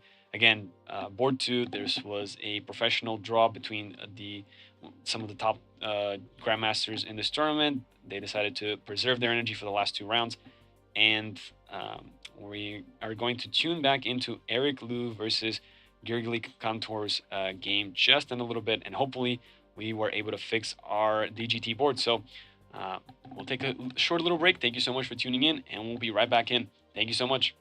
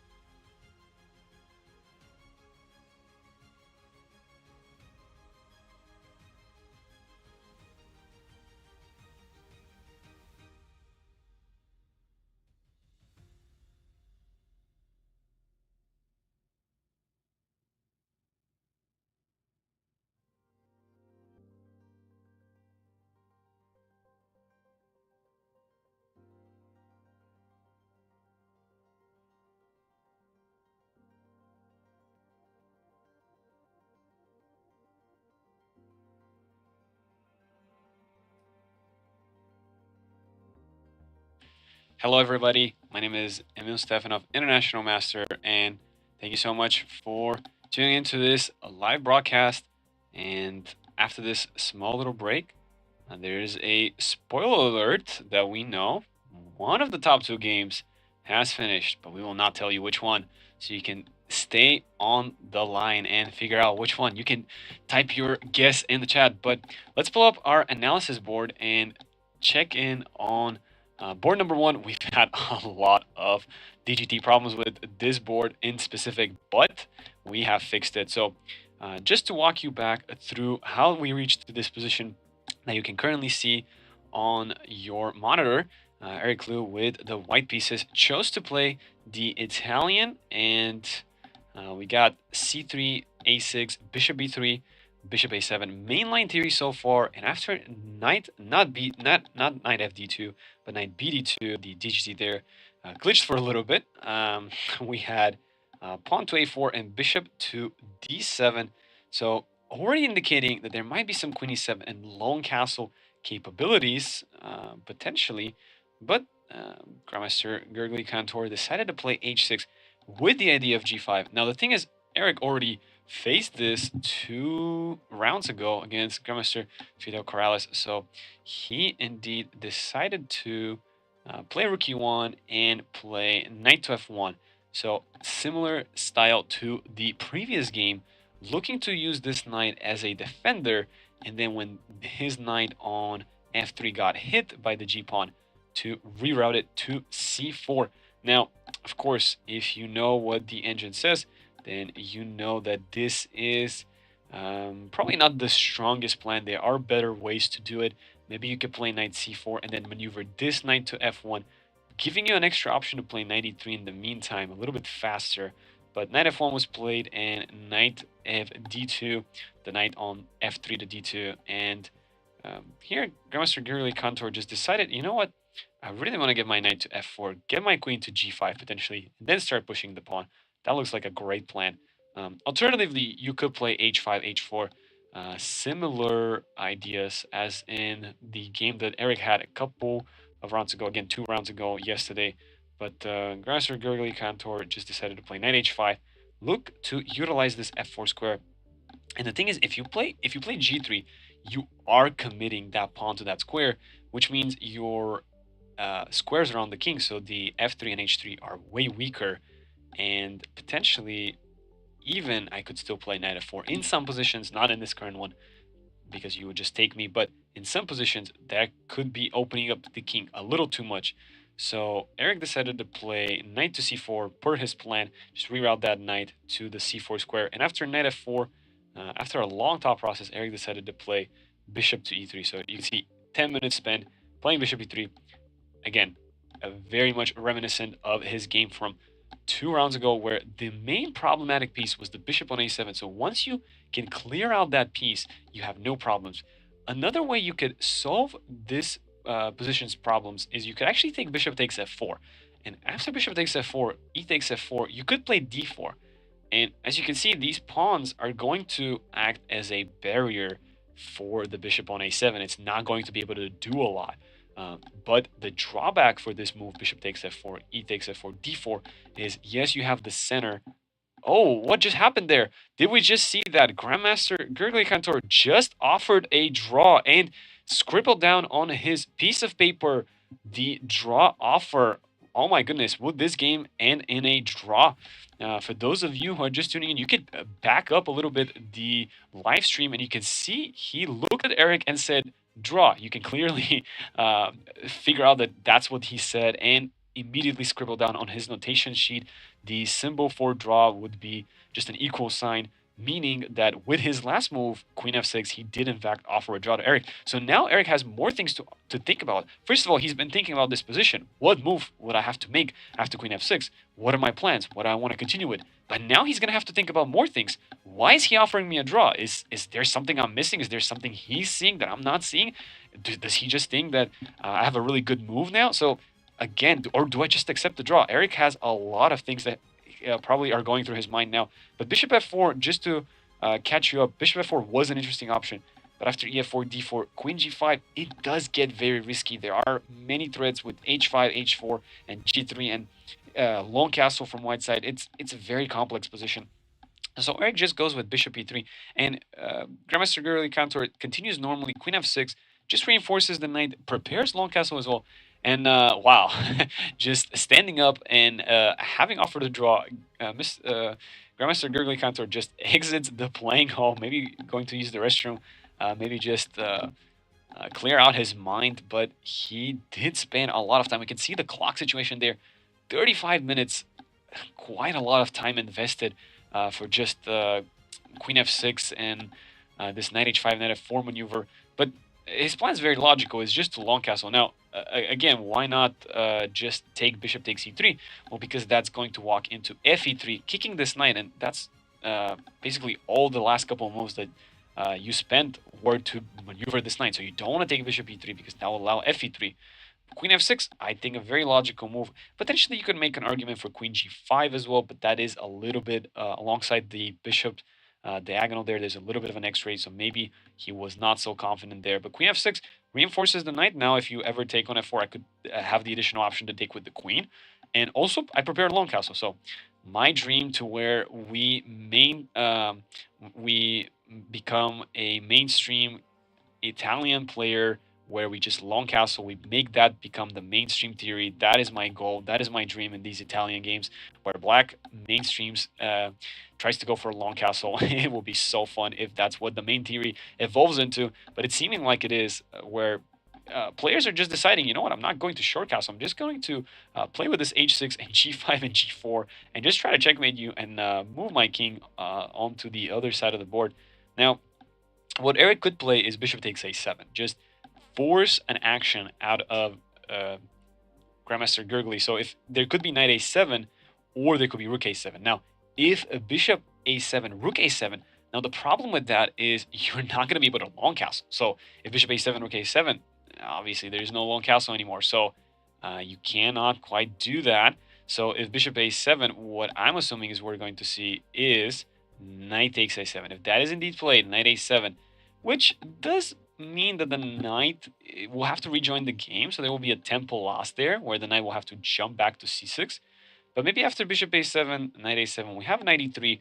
Just looking to get rid of this knight on f4 without playing g3, without weakening our king. Just playing knight d5, just counterattacking the queen on f6 and also the knight on f4. So maybe that's what Eric is thinking. There are other options as well, which just include playing maybe just there are no threats in the position, so maybe just playing a5 looks decent enough. Where that basically says, okay, I'm just gonna grab some space on the queen side, looking to play bishop a4. Maybe just put some pressure on this knight. Maybe if I put some pressure on the knight, maybe then I'll be so sorry.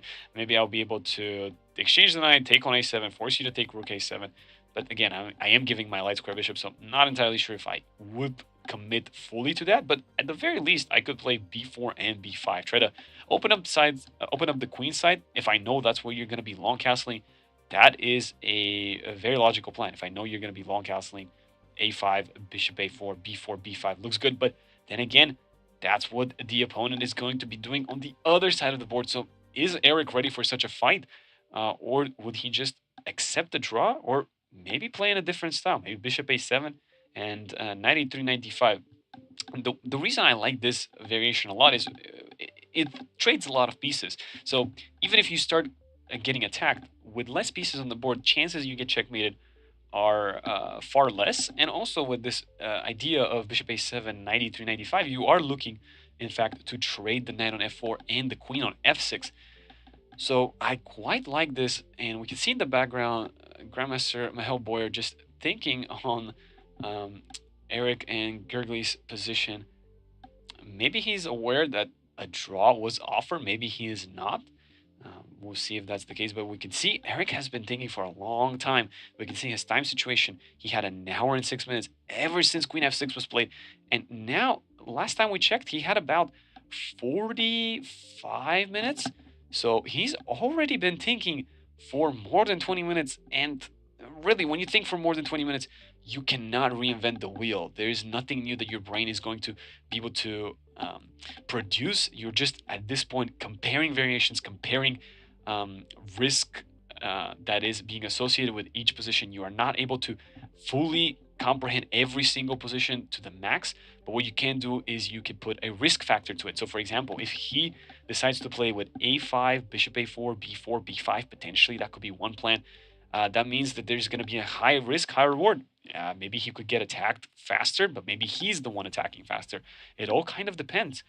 Let's not forget that there's always the plan to, again, take on a7, just exchange a lot of pieces. So that will be a little bit less of a risk, but maybe you're not going to have a high reward either. So I'm very curious to see. He has been thinking for quite a while. He needs to make a decision soon. Otherwise, he's gonna catch Gurgly's on time, and if he does, then all this time advantage that he had, the 30 minutes of time advantage.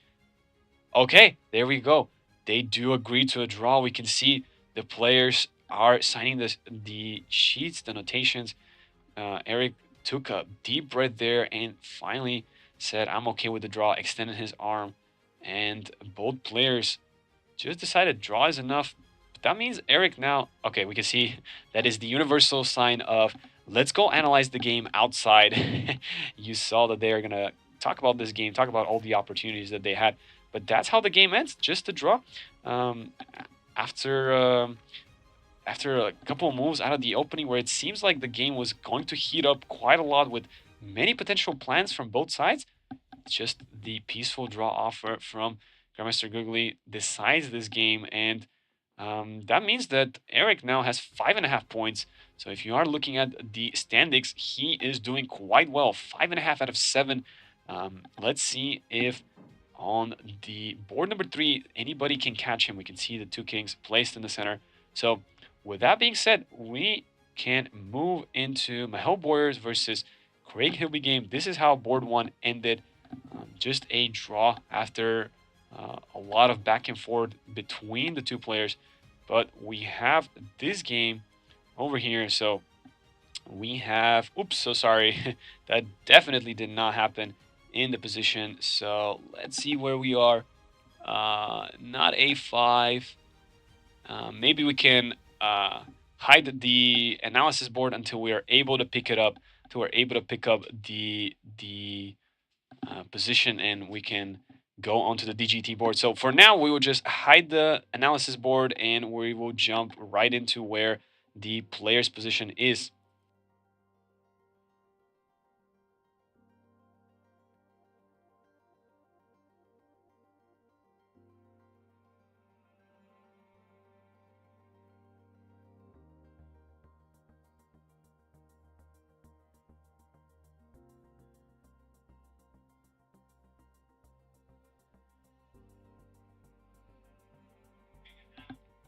Alrighty, and as we're pulling up the analysis board, this is the position where we left it off on the analysis board. That's where we left it off.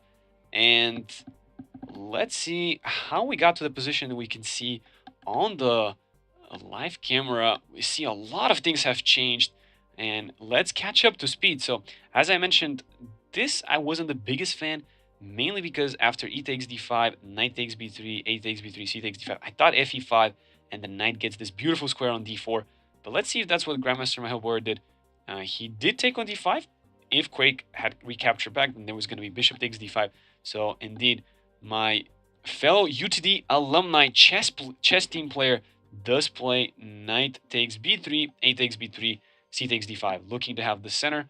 But of course, this could easily be broken. And let's see if that's what Grandmaster Mahel Boer did. No, he in fact played queen e3. So attacking the pawn on e5, maybe putting some pressure on the pawn on a7 as well. So not an easy decision here. Craig spent a few minutes and played rook e8. So very much not afraid of this. Rook a7, queen a7.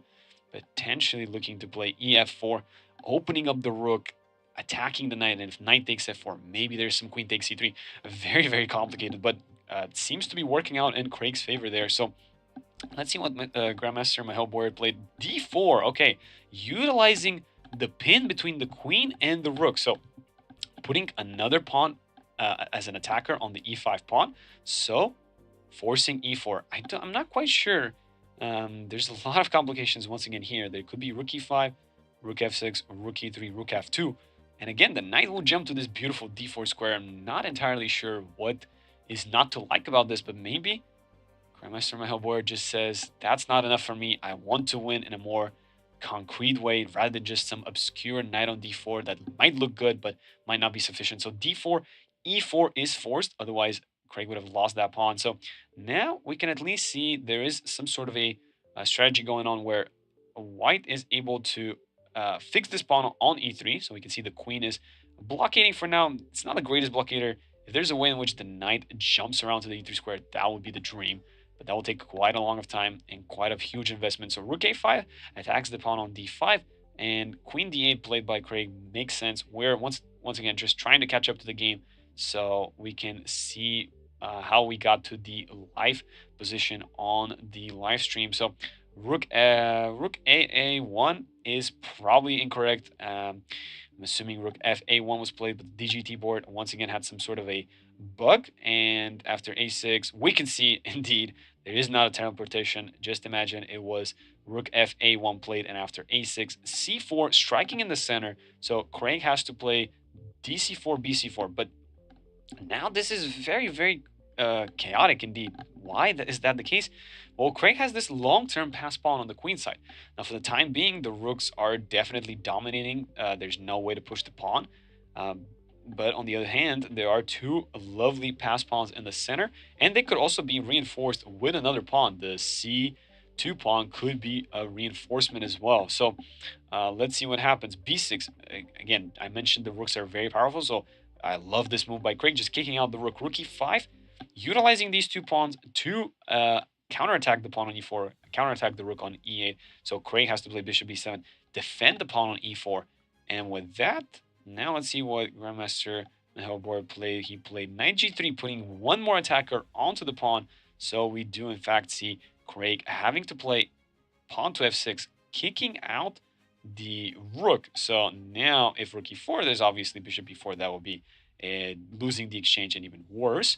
So what happened is there is simply rook takes, and after queen takes e8, we just saw this position. Rook b1 and queen c6 were played. Those were the two moves played. Let's see if we can get those moves updated on our board. I'm going to refresh right now. It does not seem that we can get those two moves. So not only is the first board DGT having some difficulties, but it is the third board as well having some DGT problems. So let's see if we can try to fix those in a little bit. So I'm going to tune out. Maybe we'll take a short little break. But once again, the top two boards did end in draws. So this will be quite a crucial game. Whoever wins from this game will be continuing to fight on these top boards. If this is another draw, then both players are looking maybe to continue playing in this room or potentially go back into the main playing hall. So once we have our DGT board updated with these two moves, rook b1 and queen c6, we will catch you back on right away. So I'm just going to take a quick break. Thank you so much for tuning in and continue to stay tuned in. Thank you.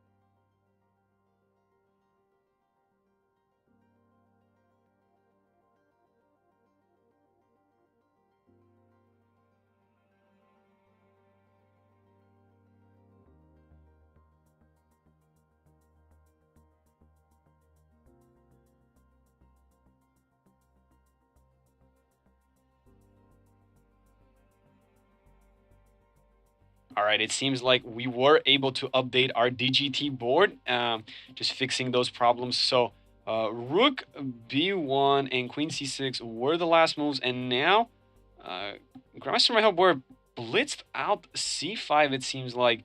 So after c5, attacking the pawn on b6, Craig instead also blitzed out a quick move, pawn to b5. Of course, if you take here, do be careful because there is queen b3 check, double attack, attacking the bishop on b7 and giving a check. I will say the one thing I'm worried about Craig in this position is his time management. He only has less than 17 minutes. Grandmaster Michael Boy has a whole hour and 2 minutes. It's not a minute and two. It's not 1 minute or 2 minutes. It's an hour and 2 minutes. So another move was blitzed out. Let's update it on our board. It is knight f5. So looking to play 97 and 96. This is not looking great for my fellow UTD alumni, Craig Hilby. So, what is the problem here? The problem is 97 is a deadly threat. But the moment you play Rook E8, then 96 will be another annoying threat. So, how do you do it? Do you deal with this? Do you have to maybe move the king? But there's also some queen g3 problems attacking checkmate. So it most likely looks like we would have to move the queen back to c7 and reestablish this bishop on d5. At least try to get the bishop to d5 would be my guess. Try to control the light squares. Do we do that through playing queen c7, or do we maybe even play queen e6, attack the knight, force the knight to go to d6? That's where the knight wants to go, and then play bishop d5. And that, in that sense, the knight on d6, yes, is powerful, but at least our bishop on d5 is going to be a monster. And maybe, just maybe, one day we can dream about the a-pawn promoting. So let's figure out what's going to happen in this position. Very, very intriguing indeed. And we will stay on this board for a little bit, maybe even more, due to the fact that Craig only has 15 minutes. So, I mean, imagine the game if Grandmaster Michael Boyer continues to blitz out the moves and Craig is forced to continue playing on these 15 minutes that he has. As you can see there, he looked at the clock. He knows he needs to make a decision quickly. But is queen e6 the move? Queen e6 does seem logical. We are attacking the knight. We block the threat of 97. Again, don't fall asleep. 97 is a huge threat. It is going to fork us. So we see he reached for something. What is Craig going to play? I mean, I assume it's either queen e6 or king h7 is what he eventually decides on. That's the other move that I considered earlier, but I was a little bit afraid of this move. I guess we just go queen d7, we protect the checkmate, we attack the knight. But then the knight goes to e3. That's what I did not like about this. The knight being on e3 is where the knight wants to be. Oh, but then there's the d4 pawn missing, hanging, so maybe it's not so easy to reroute that knight. Yes, indeed, he is trying to keep the bishop and the queen in this formation so that the queen on e3 is blocked, not being able to move much, otherwise e3 will happen. So maybe I should also mention queen e6 probably was met with queen b3, trying to trade the queens. The pin was kind of annoying, and bishop d5 would have failed to queen d5, and knight e7. So king h7 makes a lot of sense. Another couple of moves blitzed out again. Knight d6, rook d8, putting pressure on the knight. Watch out, watch out. There might be an exchange sacrifice. Whenever there's a knight on the 6th rank, such as this one, the knight is dominating. It attacks a lot of squares in the opponent's camp. We can see all of these 6 squares in the opponent's camps are being attacked by the knight. So yeah, this is a very dominating knight. So I am not going to be shocked if Craig's idea is to just play rook takes d6, c takes d6, queen takes d6, and continue to play that position rather effectively, maybe. Bishop d5, f5, bishop c4, a5, a4. It's a lot of possibilities that he has once he does sacrifice the exchange, if that is indeed his idea. So we're gonna have to stay tuned in. Now, the thing about this game is it could keep going on for a while, but it could just end in the next couple of minutes, namely because Grandmaster Michael has a lot of time on his clock, so it's up to him to decide how he wants to utilize it. Does he want to keep blitzing out moves as he has been doing for the last couple of minutes, or the couple last moves? No, indeed. Now he's maybe slowing down, a little bit nervous there. We can see body language is a little nervous. Maybe he's not liking his position. Maybe he's realizing that Quake is just going to do this. Oops, excuse me. Quake is just going to take this knight off the board. So you cannot move your queen, maybe due to e3, but then there's knight b7. Very, very complex there.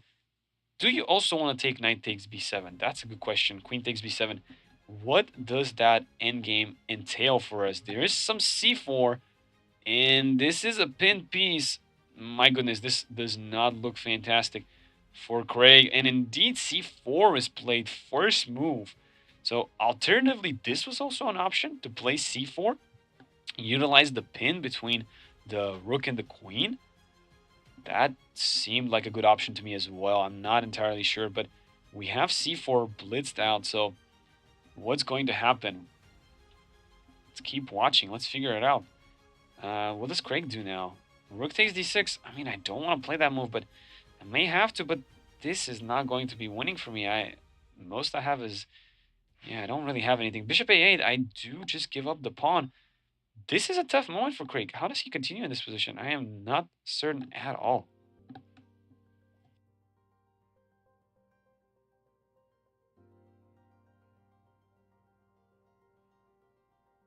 He has to be extremely careful now, but the problem for Craig is he does not have a lot of time. We can see the time is ticking away. Grandmaster Michael Boyer has not spent more than 30 minutes. He still has an hour on the clock.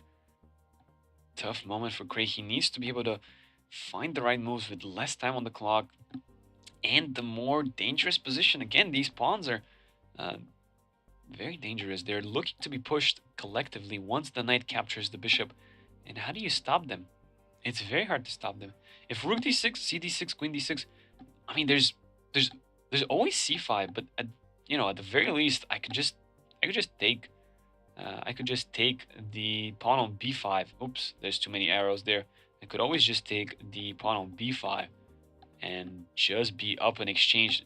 Would that be winning? I'm not quite certain, but that's always an option that white can do. So indeed a tough spot. Indeed a tough spot. I'm not entirely sure what's Craig's best move here.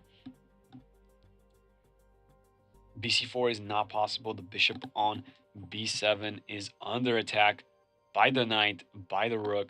So after b takes c4, rook takes b7. There is rook takes d6 though, so maybe not rook takes b7, but knight takes b7. But then is indeed rook b8. So game's actually not over, but Craig does decide rook takes d6 is what he needs to play. So rook takes d6 on the board. So if c takes d6, I'm assuming he does not take this, but in fact, maybe he chooses to take this pawn instead with the queen. Leave the d pawn dangerous, but maybe if he can come back with the queen collected, he's going to be winning. Alternatively, he also has c takes b5.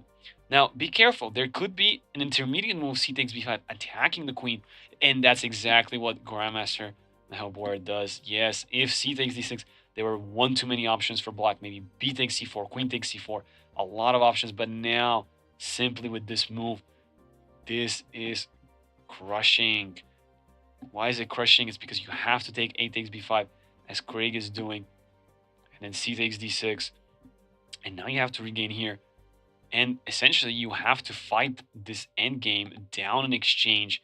Pawns are going to be equal, but the d4 pawn could be a deciding factor in the position. The d4 pawn is probably going to be the reason why white is indeed winning. But what a cold move by Craig, just playing f5, just overprotecting the pawn, saying, man, I don't even care about this pawn right now. Go ahead and force me to take it. I'm not worried about it at all. What a move, f5, just reinforcing the pawn. I like it. I like it. He's trying his best. If queen a3, if queen a3, then he's going to play e3 and open up the bishop. So the queen on e3 has to stay there. It cannot move. If it moves to g3, then e3 once again is an option. Now there is some queen h3. I will have to say that there is that, but bishop c8 can always reroute back and take this pawn. So man, this is not an easy endgame at all. Craig might have not just drawing chances. Okay, maybe he doesn't have winning chances, but he definitely has some drawing chances. We can see though on his face he's probably not happy with what has been going on, but definitely continuing to play on, and a lot of moves have to be played correctly for white to win this. Even in completely winning positions, there are always there always needs to be precision. So if Grandmaster Boyer is indeed winning in this position, he still needs to be precise in his conversion. Now, I'm going to pull up this board in a little bit on a side monitor that I have and figure out if the engine does agree with my evaluation. I think white is just better, but not winning. That's what my guess is of this evaluation, because with this last move, I'm actually loving Craig's defensive options. They're very basic. The moment the queen moves, e3. The moment the rook moves to c1, I take the pawn. If you don't do anything else, like let's say you play h3, I might just decide to not do anything myself as well. I don't know. Maybe just play maybe just play queen d5 and just leave it up to white to figure out the next move. Because I'm just gonna play bishop d5, queen d5, bishop c6, and finally regain the pawn. So I'm actually loving this. So I do think maybe with correct play, white could be slightly better, but nothing more than that.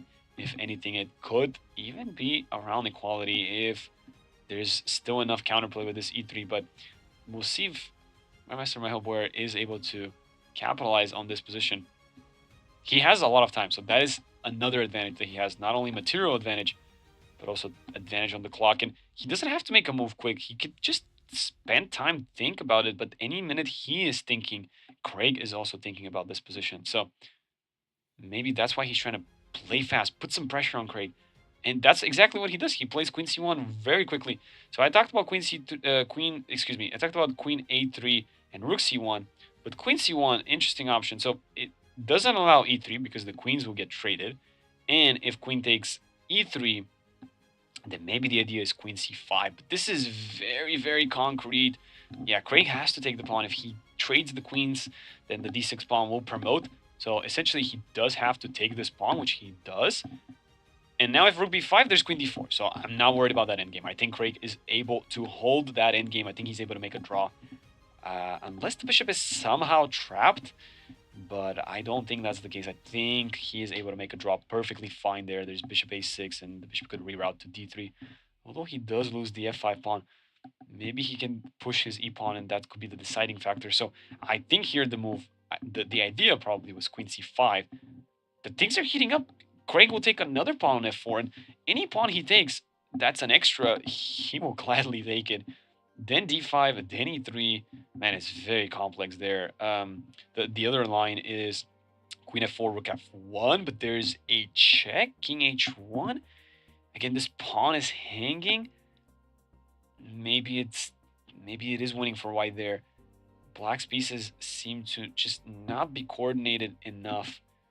Maybe that is indeed losing. But okay, we also have to mention that queen c5, dc5, bishop c6. I mean, it is a line, but I guess there's rook d1 and rook d6. And yeah, the c pawn is deciding that. The king is so far away. If the king was closer, maybe there could be some hopes of making a draw, but not there. So queen c5, queen f4, those are the moves that are most likely to happen.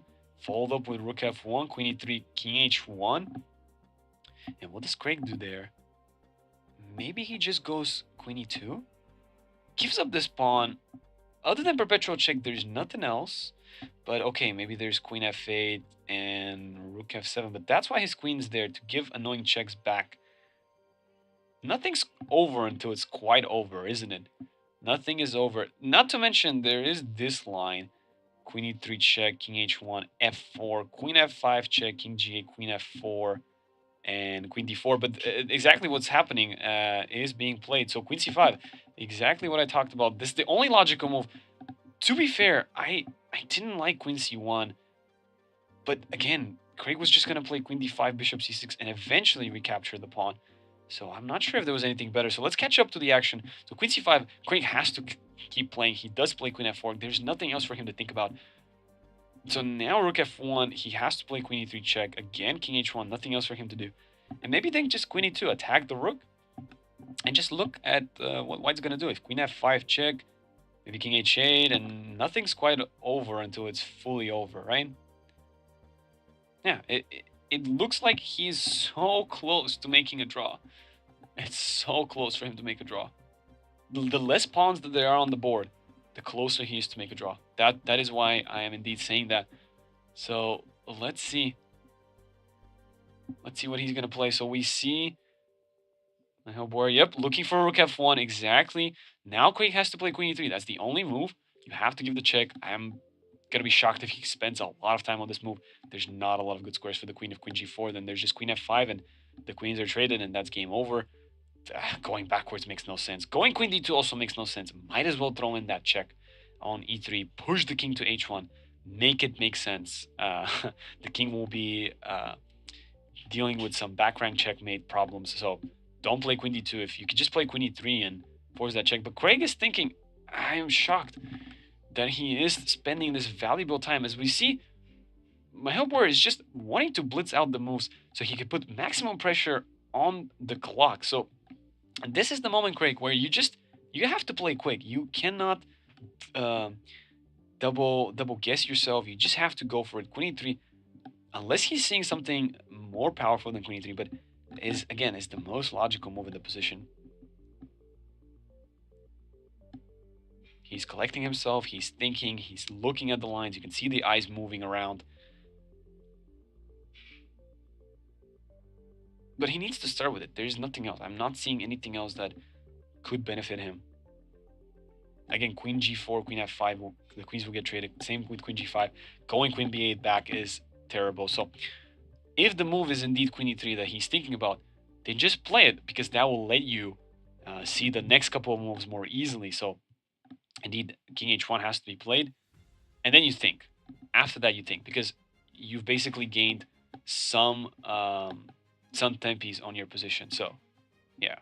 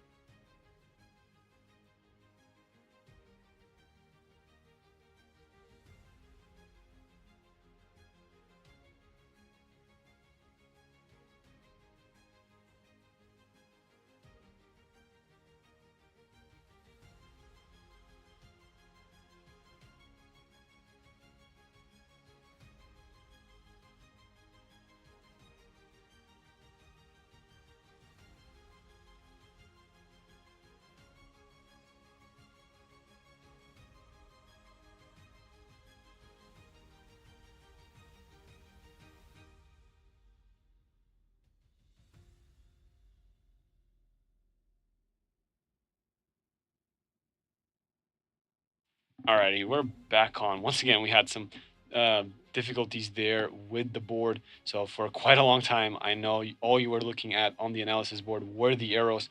But in fact, queen e3 has to be played. Luckily, there's the beautiful camera shots, helps you understand the position more. So Craig has been thinking for the last 3 minutes, still having not played queen e3. I mean, queen e3 has to be the move. Queen d2 doesn't make much sense due to the fact that you want the king to be on h1. You want it to be potentially in the corner, further away from the piece's defense.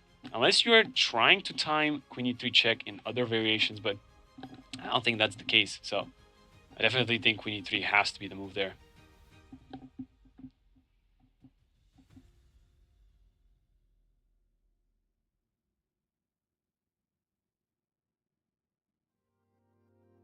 Time is ticking away, and Craig needs to make a decision. As we can see, 10 minutes and 30 seconds on the clock left. This is crucial. He needs to leave himself with some time to consider the main position, the most critical positions. And trust me, this is not a critical position. You know the move is queen e3. Just the queen, if we just take a look at the moves that it has. Queen h4 makes zero sense. We don't consider that. Queen g5, queen g4 fail to the same problem, which is queen f5 check, and the queens will get traded. Queen can't go anywhere here. All of these squares are taken. Queen b8 makes absolutely no sense. And lastly, queen c1 doesn't make sense. So the only two moves you really need to consider are queen e3 and queen d2. Unless Craig is finding some sort of a difference between the two moves, then that makes sense why he's spending the time. But the only difference that I can see is that after queen e3, we are forcing king h1. In fact, if rook f2, then we're just going to give perpetual checks until white plays king h1. So yeah, I'm quite shocked. Maybe he's considering, in fact, queen b8, but that looks pretty bad. There's just gonna be take and check and take on b5. I don't want to do queen b8. Queen b8 is very passive, so I'm sure that's not what he's thinking about. He has to play faster. That's the main thing. He needs to be able to calculate later. And if you play queen e3 now and you force king h1, you are able to see the position more clearly, because those two moves, instead of being in your head, you've already played them. So I am not quite certain why my fellow UTD alumni chess player is taking his time. I'm very concerned about him. The sooner he plays queen e3, the sooner I'm going to be happy. but he's still thinking. I do understand what my wife means whenever I play chess tournaments and I get down on the clock in time trouble, and she says, I'm always worried about you. And I understand that. Craig is just a fellow colleague in chess and a friend from UTD years, and yet I'm still worried about him in this time trouble. Playing the clock is also important. So if you're playing tournaments, don't just spend 20-30 minutes in each position, or you got to be able to play quicker. Maybe not as quick as Grandmaster Michael Boyer. He was blitzing out a lot of those moves where he could spend a little more time making sure he is pretty confident with the lines. But at the end of the day, he does have way more time on the clock. So let's see.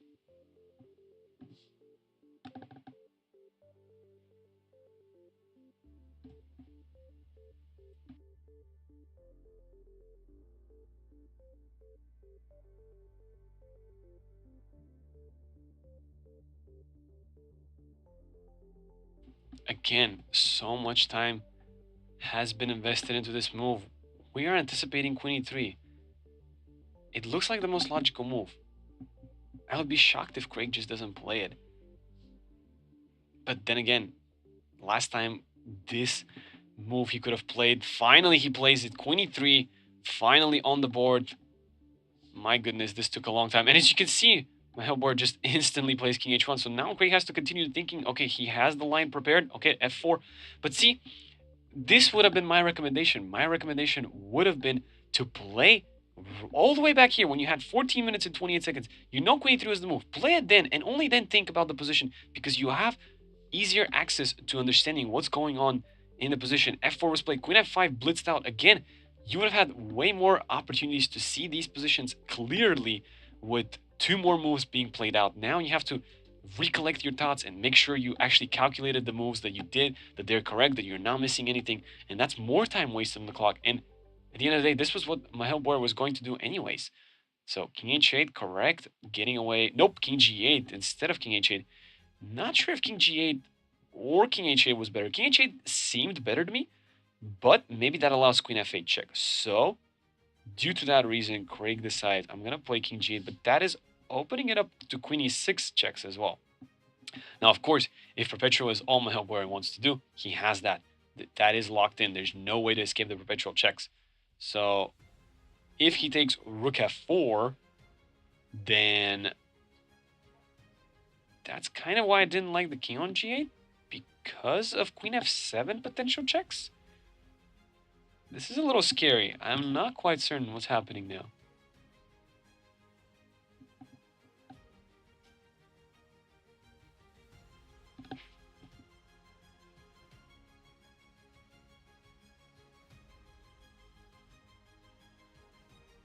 Okay, so in this position, what is Michael Boyer thinking about? Queen e6? Definitely an option. But all that's going to lead is just Craig probably playing king h7 and gaining some time on the clock. I'm not quite certain why Craig played king g8. I mean, king h8 also looked fine. But yeah, that is the move that Craig decided. Let's see, if queen f4, the reason I didn't like it is because it leads to this queen f7 check, and it could be attacking both pieces. So after queen f4, he indeed needs to play the move queen e2, keeping pressure on the rook, so that in case queen f7, king h8, queen b7, he is putting pressure on the rook, so he has queen takes f1. But I'm very, very nervous. After queen f4, queen e2, what if white just plays queen f2 first? You have to continue putting pressure on the rook, so you would have to do queen to d3. Very interesting. Queen f4, queen d4, queen f7, king h7, queen b7. There are no tricks for black in that position. So, yeah, I cannot take that pawn. There's also d5. Oh my goodness, this position is very concrete. But, okay, d5, maybe there's f3 opening up the king a little too much. So maybe not as good. So, basically the moves that we're considering now are rook f4 or queen f4. The thing with rook f4 is that maybe it's queen d4, and after the check, king to h7, queen to b7. There is the back rank checkmate problem. So this might indeed end in perpetual check if queen e6, king h7, queen f5, both sides are just repeating the position. If queen f4, queen e2, queen f2, queen d3, how does white make progress there? It's not apparent how white makes progress. If rook e2, then I could just play b4 and try to play b3 and b2.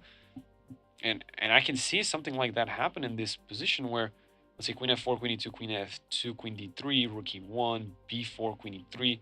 We just trade queens and I play bishop d5. Oops, not there, but bishop d5. And I mean, how do you progress in that position? Maybe the engine finds a way to progress there for white, but I certainly don't see one. So I'm anticipating this position to turn out to into a draw. For those of you who are just tuning in, my name is Emil Stefanov, International Master, and commentating this top board. The other two boards ended in a draw, both of them. The board number 2 ending in a professional draw from the Petrov. Both grandmasters agreeing that a draw and resting is best for them and in their preparation for tomorrow's 2 rounds. And board 1, after a fierce battle out of the opening, things were heating up, but then Grandmaster Gergely Kantor offered a draw, and International Master Eric Liu just accepted it after a little bit of a thought process there. But now we have this third board, and Craig is behind material, so he's down in exchange, but he is looking like he's putting some pressure with these 2 pawns, especially f3 being a move that he might play. The bishop is lined up against the enemy king. That's also a problem for Mihail Boyer. The only negative that Craig has is he is behind on the clock severely. As we can see, Mihail Boyer has 53 minutes and only 8 minutes for Craig. So this is indeed not looking great time-wise, but maybe the position has simplified to the point where Craig can kind of foresee the next couple of moves very easily. I already discussed about queen f4. Rook f4, I am even less excited about for white because queen d4, then queen f7, king h7, queen b7 does not work due to the fact that there's queen d1, back rank checkmate. So yeah, my assumption is this might end in a draw, or queen f4 gets to be played. And after queen e2, how do you continue in that position? Maybe queen f2, but just queen d3. And my plan is very simple, just push the pawn. Now, maybe not queen d3, potentially queen c4, so I don't give you any extra checks. But at the end of the day, I think that's quite okay for Craig. Yeah, white's only winning advantage is the d4 pawn. If there's a world in which Craig trades the queens and gives up all 3 of his pawns for just this one d4 pawn, that is also a theoretical draw as long as he plays g5 beforehand. Don't ask me how I know these things, but I guess because I'm an international master. But essentially, that is the only way he makes a draw, if he can trade all the queens and all the pawns and go for 2 versus 2, bishop versus rook. That is a draw as long as he plays g5. But I'm assuming the game actually is not even going to get to that moment, because after queen takes f4, queen e2, I don't see anything else for Mihail Boyer other than just repeat the position with lots of draws, with lots of checks. And repeating the position with lots of checks would lead to a perpetual check and a draw. The thing about this game is it could go on for 30 more minutes, or it could go for 10 more minutes, or it could go for even 2 more minutes, depending on how Grandmaster Mihail Boyer utilizes his time. Would he like to play? Would he like to play on and try to fight with queen f4, and after queen e2, queen f2, queen c4, or queen d3 potentially? If he does fight on, how does he do it? How does he get the d4 pawn rolling? It's kind of hard. The biggest problem for him is anytime his queen takes offensive actions, then the enemy queen is already lurking around the king side to be able to counter strike. So very, very interesting position indeed.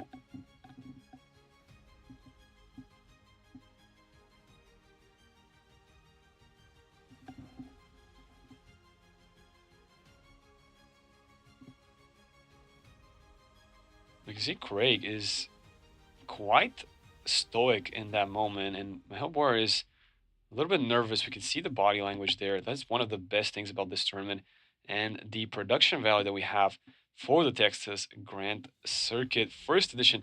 And we do see Queen takes b5, one of the moves we did not talk about. And the main reason we didn't talk about that is, well, first of all, it does attack the bishop, but as before, as I mentioned, there might be some f3. The moment you leave the f4 pawn alive, there might be some potential f3 moves. Now, it does give up the bishop, but there is some counterattack with queen e2. So, indeed, there's a lot of complications going on in that position. Would Craig find it? f3 does seem like a logical move. Your bishop doesn't really have any moves. Bishop c8, there's queen e8 check. So, it looks to me like f3 is one of those only moves that you have to play. But then after gf3, ef3, queen b7, it will be attacking the pawn. Maybe after f3, then the idea is to play something else. But what would that be? Very, very fascinating position. Let's see how Craig gets away with this.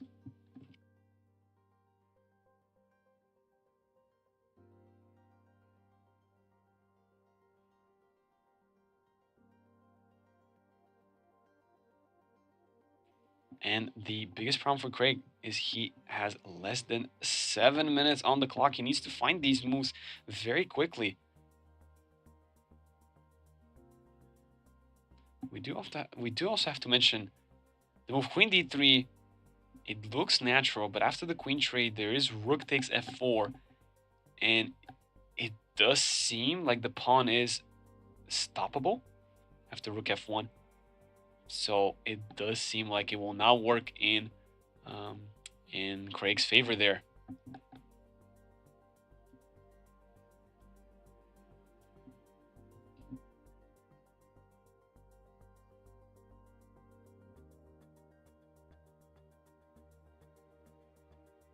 Let's see, 6 minutes and 15 seconds left on the clock.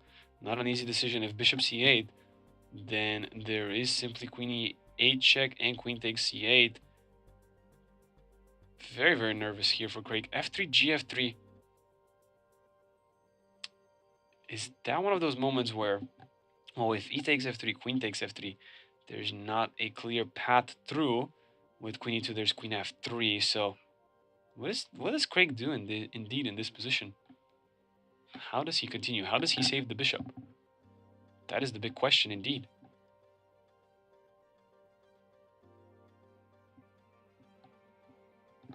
Let's see. He's down to his last 5 minutes and 30 seconds. The good news is he gains 30 seconds on the clock. And we see my board just stood up from the board. Maybe he's getting some water. Maybe he's stretching. Or maybe, yep, he's just stretching around nervously, walking around. And this is a very tense moment. This is one of those moments where I wish Craig earlier had played queen e3 faster, and because of that, he would have had more time to think in this position. Every second that he spends thinking in these positions means that he's getting closer to that time trouble moments where he's only going to have 30 seconds or less to think for every single move. So let's see what happens here. In fact, how do you save the bishop? So bishop c8, we already talked about it. Doesn't work. f3, kind of like one of those only moves. But after g takes f3, there doesn't seem to be anything going on. Queen d3, queen d3, e d3, rook f4, d2. Almost looks like the pawn is promoting, but rook f1, rook d1 is going to stop the pawn from promoting. And if queen d3, e d3, rook f4, we just can't bring our king towards the center of the board. We can't bring the king this way. And that's quite unfortunate.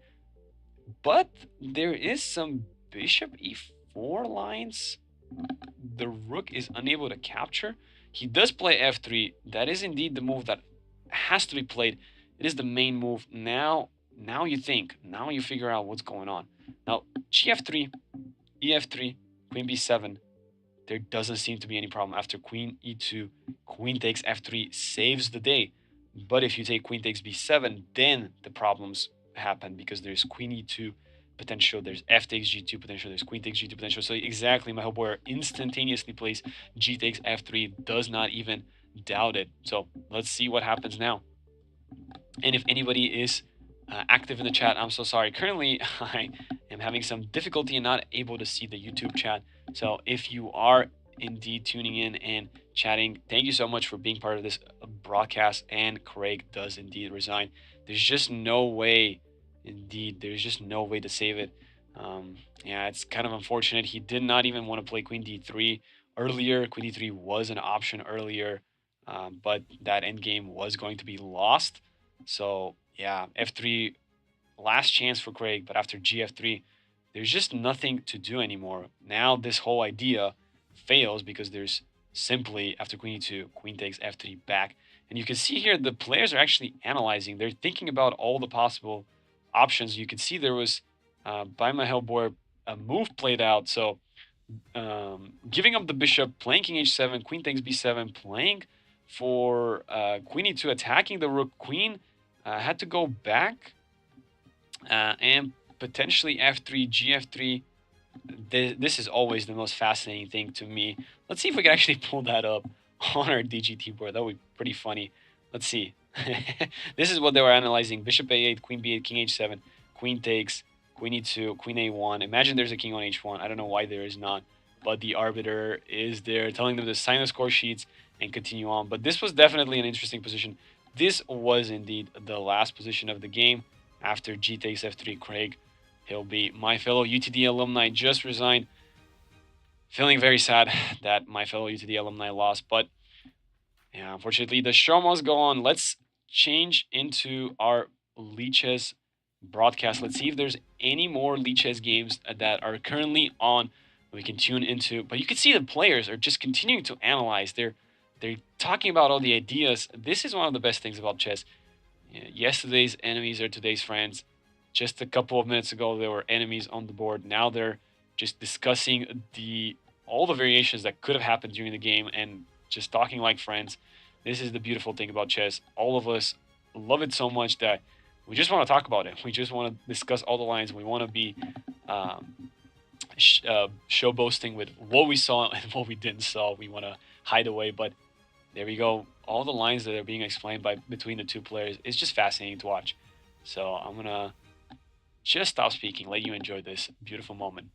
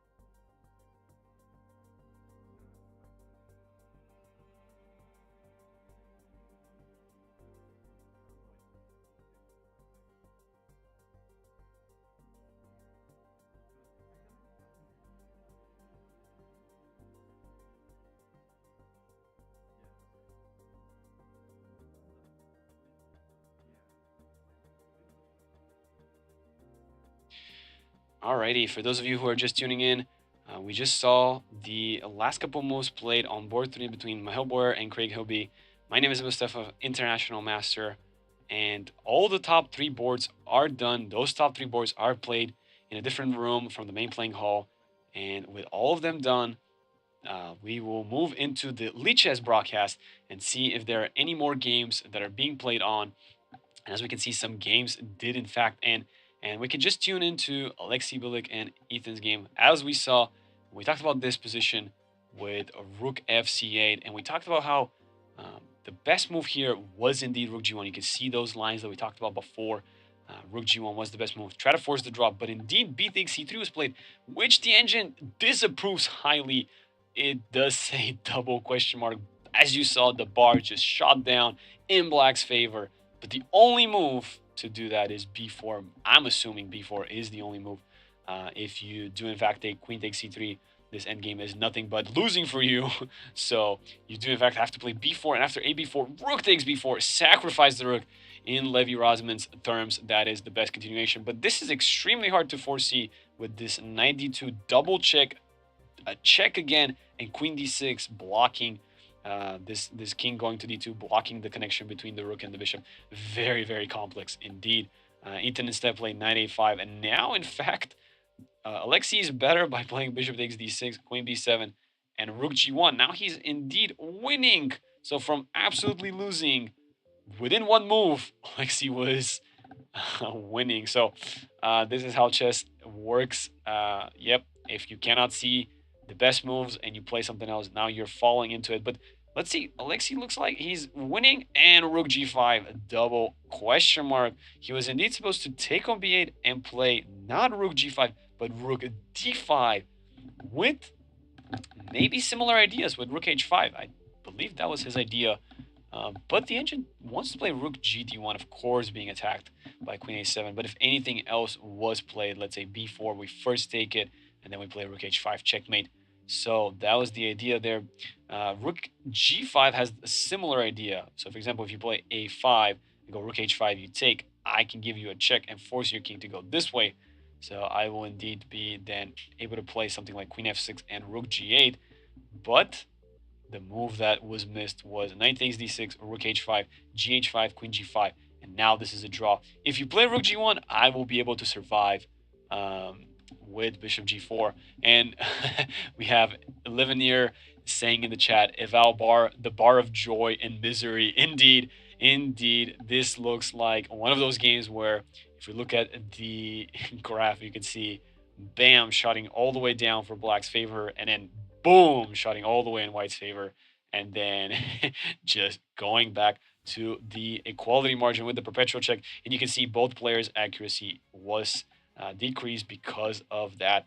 Yeah, the game just ended in perpetual check with the queen. The king cannot escape due to the pawn on e7.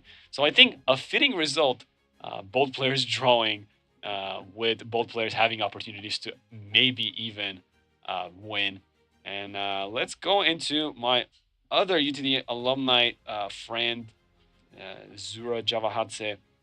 Last time we left this position, we were talking about this position where after knight bd7, cd5, cd5, queen b3, knight b6, a4, the engine didn't approve of this move as much because of this complex knight c4 and a6 variation. We discussed this a little bit. It was a very, very hard line to spot if you are not an engine. So knight e4 was played by Jakob Fuss or Jacob Fuss.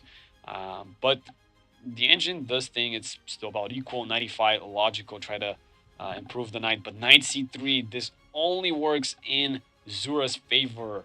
Yes, indeed, a5 will lock the a5 move and potentially allow knight c4. But engine loves this.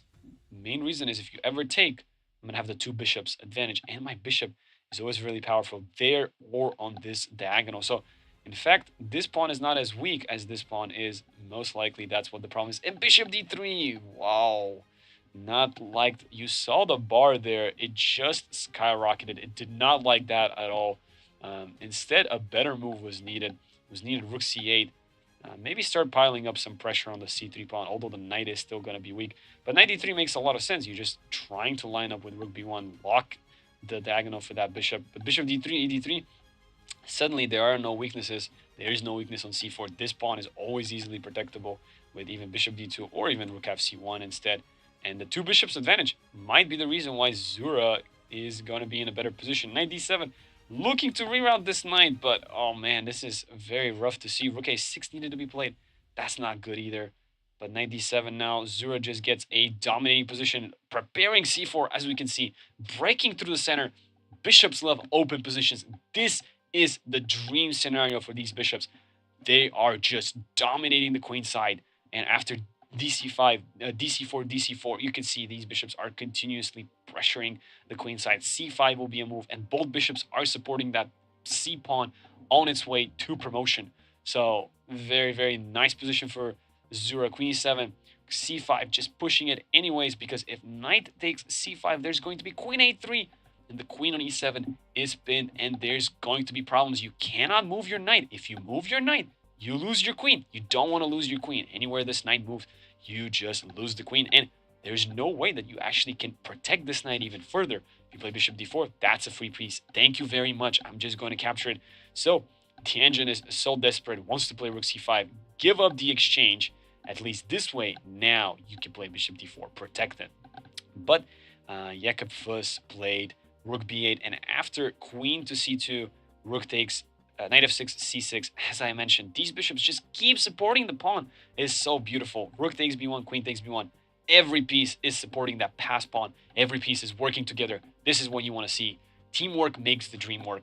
The queen can lock in on b7, extend the pawn's promotion square even one more time. Rook c8 was played, and Zura, I'm assuming, is just going to play queen b7, and the game is going to be over very soon.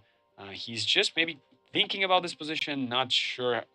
He wants to maybe make sure all the lines are there, but there's only one way to stop this pawn with knight d7, and then all you got to do is play bishop f4, and on the next move, you're going to be able to promote. So e5 is only move to lock you, but now bishop d2, and this is a free pawn, which in turn would mean that this pawn is also going to promote there.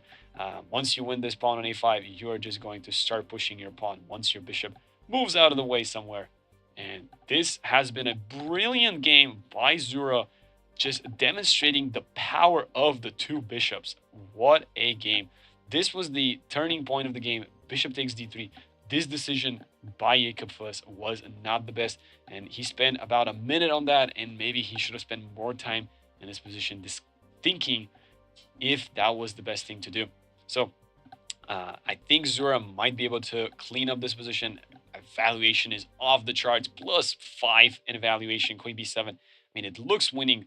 What you could do is you could play rook c7, but then there's queen b8 check, and there's bishop b6. I'm going to kick your rook. This is unstoppable. Let's take a look. Let's tune into the next game. My fellow UTD alumni is doing well. So we have Grandmaster Luca versus Grandmaster Vladimir, a Grandmaster crash, and the engine likes this a little bit more for the black pieces, and I can tell you why. These pawns are not as strong. If this pawn was on f3, maybe f4, maybe then white will be equal.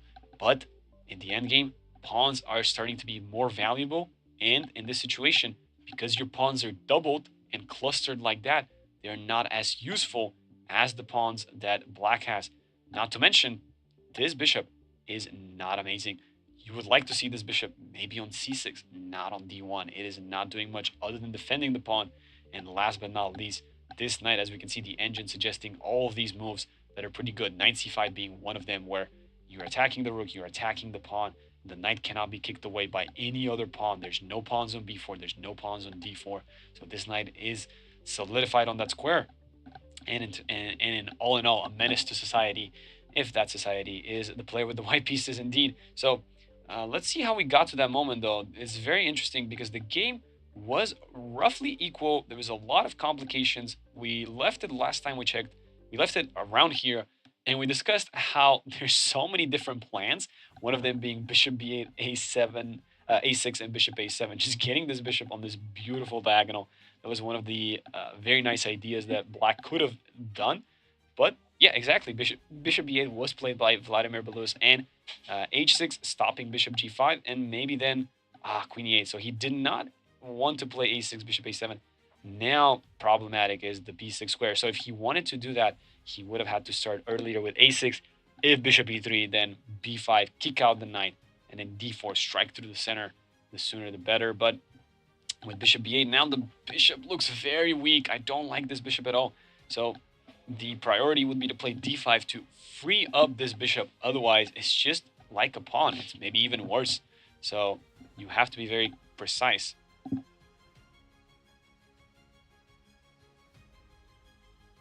So in this situation, queen e8 was played, maybe setting up some tactics with knight b4. So we have knight b2, just dropping back the knight, b6, and now there's b5. So b6 was the move that the engine did not like, and it's understandable why the engine didn't like this move. The reason why is when you play b6, your bishop now is even further weakened. It's not going to be a great bishop. It was time to play d5. but there are indeed lots of complications. b5 was a possibility. There is also bishop c5. You are losing almost an exchange, but 97 blocks it back. Bishop b5 attacks your queen. You have to place your queen on the x-ray. Lots and lots of complications. So we can see why b6 was played. Take away the c5 square for the bishop. But after b5 and 97 c4, now there's no longer d5. That is the difference in this variation.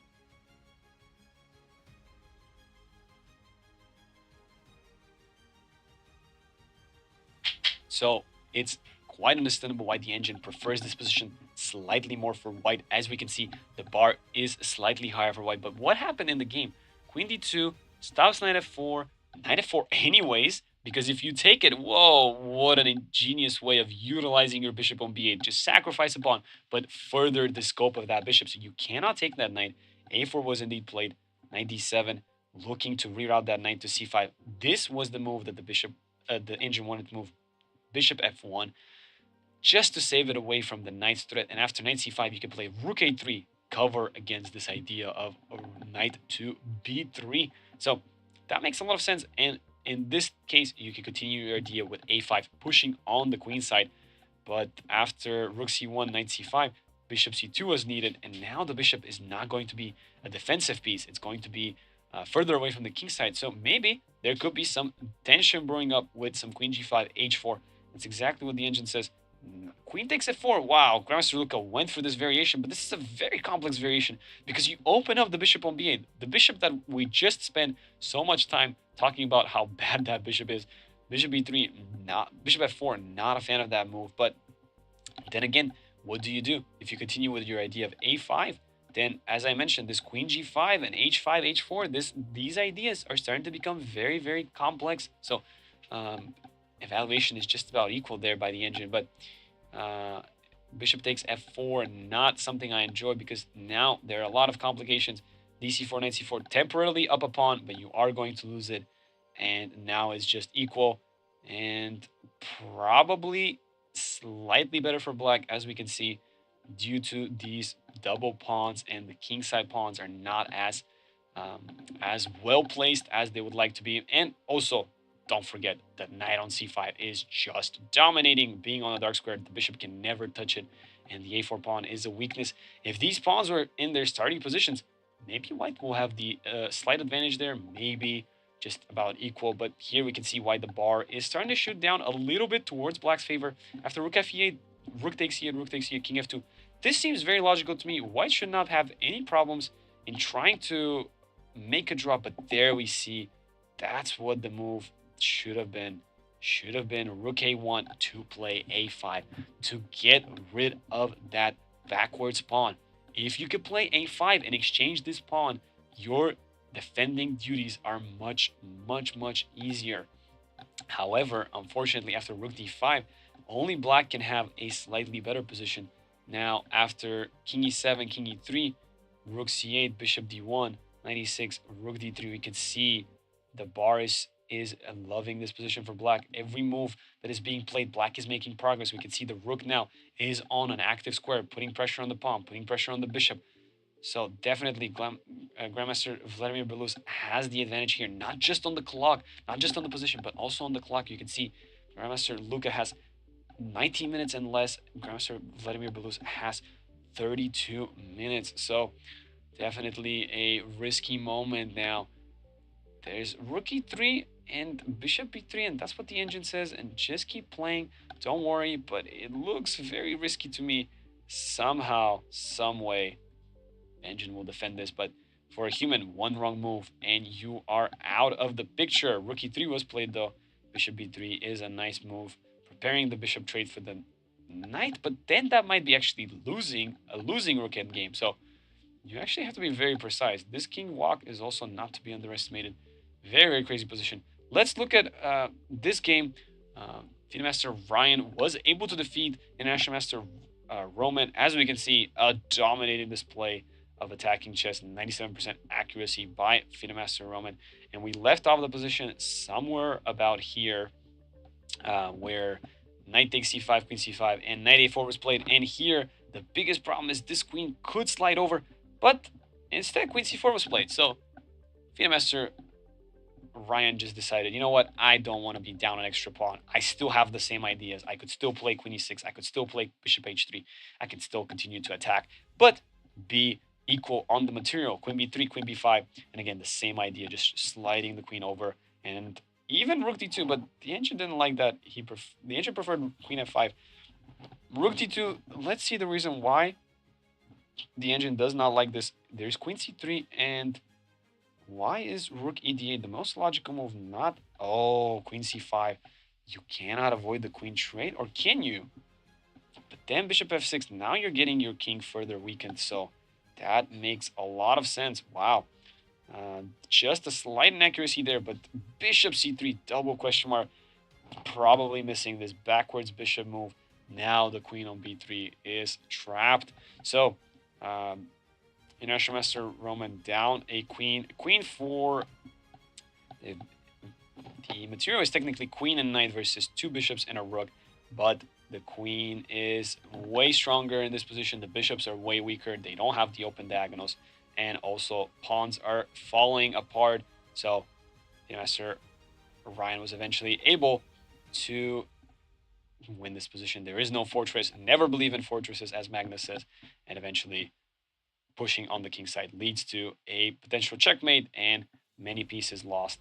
So FIDE Master Ryan there takes the win. And let's see International Master Anish winning against Sullivan McDonough. We see 98% accuracy. What a game there. Just absolutely demolishing performance by International Master Anish. Last time we left this position, we were right around here where the b4 pawn is falling apart and the white king is fully safe. b5, do not open up any files against your own king. That is very well played. And queen e2, just looking to put some more defenders on this pawn, looking to put some pressure on this pawn as well. Very nice move there. And c4, wow, not afraid of playing on the side that the king is castled, because the center is going to open up, and it's going to open up in Anish's favor. So after rook c8, knight c3, and rook c1, okay, maybe I'm a bigger fan of bringing the rook to e1, rook f1, rook h f1 is what the engine wants to do. This is also nice, but this is also okay. Maybe just looking to put pressure along the c file, overprotect this square. Nothing wrong with that. And e5 breaking through, but not as good. There's lots of complications that end up being in Anish's favor. Queen g5 there, double attack, only move there, queen d7 protection. And now after f7, this is a killer move. There's a checkmate threat. There's a check. You have to take it. And after queen takes g4, I am up just an extra piece, and Anish, International Master Anish, was able to convert this. The king is fully safe. Being up an extra piece, there the attacking pieces will eventually run out, and this rook is a gunner. That's it. No more rook. There's queen c4, so that's game over there. Very nice win by both FIDE Master Ryan in the previous game and International Master Anish. Very nice dominating performances. And we have Rachel Lee in a worse position according to the engine. The engine hates Rachel's position. What must have happened? She was doing quite well in this position. She had a way to sort of simplify, but maybe not be able to play for a win. So she decided to play bishop g5. Oh, and bishop h4. I can see the problem. This bishop might become trapped on this side of the board. That's probably the reason why the engine now starts to favor black. There are some tactics associated with keeping the bishop on that diagonal, but bishop e3 should have been played, and just trying to play this position for a win. It's not easy. Eventually, this bishop would capture the knight, double the pawns, and you can see undoubling and playing d4 is the best move. That is a very hard concept to wrap our heads around. We're opening up the position with the two knights versus the two bishops, but it's all about the key squares that the knights could be attacking. So very, very funny moment. But even this position, not the easiest to try to play for a win. If you move the queen out of the way, then you can see the moment this knight starts jumping around, it is all black trying to be in a dominating position. So bishop h4, not the right way to play for the win. And after knight e4, bishop f8, queen b3, this was going in the wrong direction. And after this, Bishop on h4 is an isolated piece, and now we don't even get to double the pawns of the opponent. Very sad. d4 trying to break through, but with two bishops open up positions, this benefits black. This is a nice little trick, but it doesn't work. Uh, Obviously, queen f5, knight f6. That's the goal there. We just win the queen, but I don't have to take this knight. I could just dodge away, bishop g6, attack the knight, and yeah, queen c6, move back. Kevin is doing pretty good. The only thing is time management, a little bit less. So I like this move, queen a4, just trying to trade the queens. Very, very nice move. And man, this position, the bishops are just dominating. So let's see if Kevin is going to be able to win this. He does have 10 minutes on the clock. Might be sufficient for the win. And we can see the last game there. Zachary with the white pieces. This g4 pawn push. This is my favorite game so far. For those of you who do not know, Zachary prepared this very interesting line in the Caro-Kann with bishop d3, bishop e4, bishop f3, and then playing g4, g5 out of nowhere. And then, despite pushing the pawn, as was mentioned in chat earlier by 11 years, the little pawn run away from home. Indeed, it did. And yet, the king castled short, regardless of that fact. I'm loving this. And let's see how Zachary was able to continue the pressure. Rook d1, just pile up on the d file. Oh, okay. So here, king h1, rook g1 was better. I remember the engine wanting bishop b3, rook a d1, e5, not a problem, d5. The g pawn is there to fight against f5 with en passant. So rook d1, slight inaccuracies here and there. But yeah, these two knights are weak, and better is to go this way. Knight f8, knight g6, and also knight d7. That is the better way. Knight b6, the knight's not doing anything on the queen side. b3, very nice move. Just locking out away the knight. After knight d7, a4, trying to kick out the knight. Beautiful. Knight f8, bishop a3, kicking out the queen. What a beautiful play and display of power by Zachary. Knight g6, knight e5, trading there would open up the rook, which is very nice. And now the h file is open, so I like this queen g4 move, and it anticipates rook e3, rook h3, queen h4. So f5 forced to be played, but gf6, knight f6, queen g6. White is just dominating in this position, up an extra pawn, but also having the attack on. You could decide to keep the queens on, you could trade them afterwards, be an extra pawn up, and try to win that end game. It might be way harder, and so keeping the queens, as you can see, is the better line that the engine suggests. Playing queen g4 and just continuing on the pressure on the pawn there on e6. Very nice play by Zachary, and not the best game by Aaron there. And we saw that Zurabi has won indeed 1-0. What a performance by Zurabi. So many brilliant games today. 98% accuracy. We had a few games here with 97, 98% accuracy. What brilliant games we are being treated to. So this is how the game ended. We talked about this position. Queen b7 was indeed played by Zura, and after queen e8, c7, just pushing the pawn further home. Knight d5, just chop off this knight, and this pawn is far too advanced, and with bishop b6, it is well defended, and Zura is just winning. Queen d8 is the threat, and there is no way to stop that. And white is just winning the game. If bishop f6, then I could simply take up another pawn, and after that, I can move back onto a6, b7, and just promote this pawn back. Very, very nice performance by Zura indeed. So we will take a short little break right now. We will leave you with all the ongoing games that are happening, and after this short break, we will be back to finish out the rest of the games that are ongoing. Thank you so much for tuning into the broadcast. Hope you're having fun. And if you are, you can let us know in the comments. Thank you so much. And I will be back in a little bit. Thank you.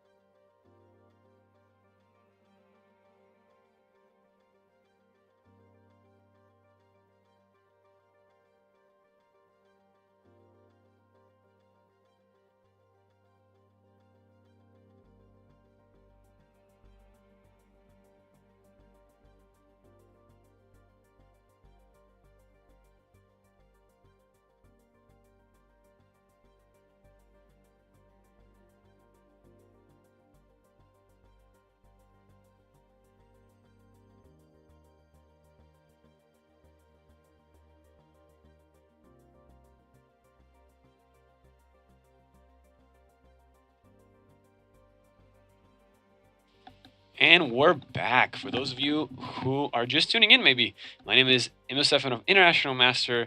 Thank you so much for being on this live broadcast. We had some amazing games. We still have some games going on. We will take a look at those in just a little bit. I just wanted to once again show you that these are top level players with some insane accuracies. This was one of the games which Zura had 98% accuracy. What a performance there by Zura. And we had some other beautiful games.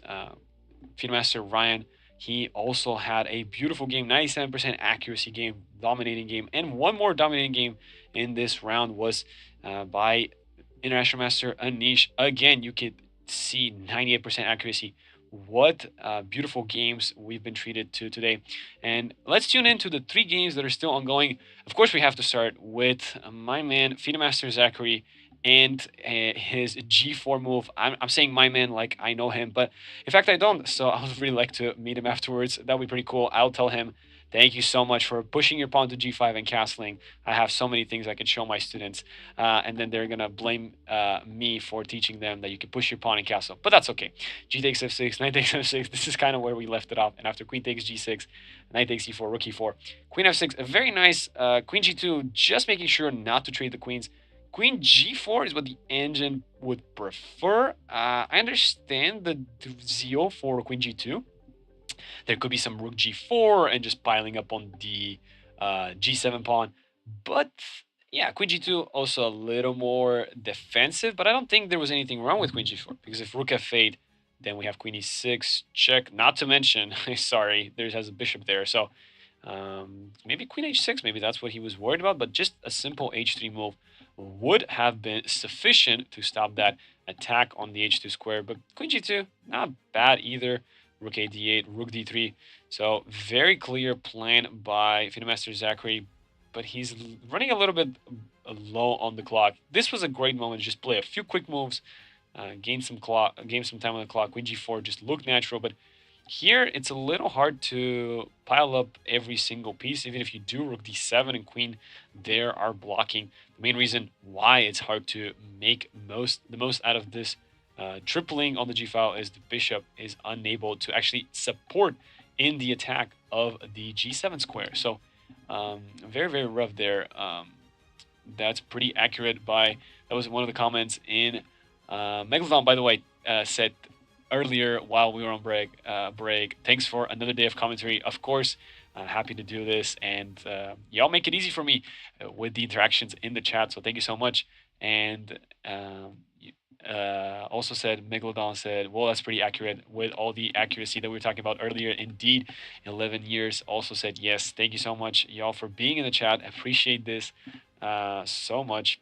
It feels like I have an audience that I'm talking to, not just myself. But then again, I remind myself, people do tune back into the live stream, the broadcast, even some of the players. And so I'm pretty happy with that. And I'm just trying to do my best and go through these games as diligently as I can. Bishop D6, and that is an interesting move. Looking to trade the bishops, but now with this Bishop D6 move, with the trade of the bishops, there will be heavy piece endgame. So I'm curious if we just might not want to trade the bishops and preserve the minor piece. Let's see what the engine says. It says preferably trade.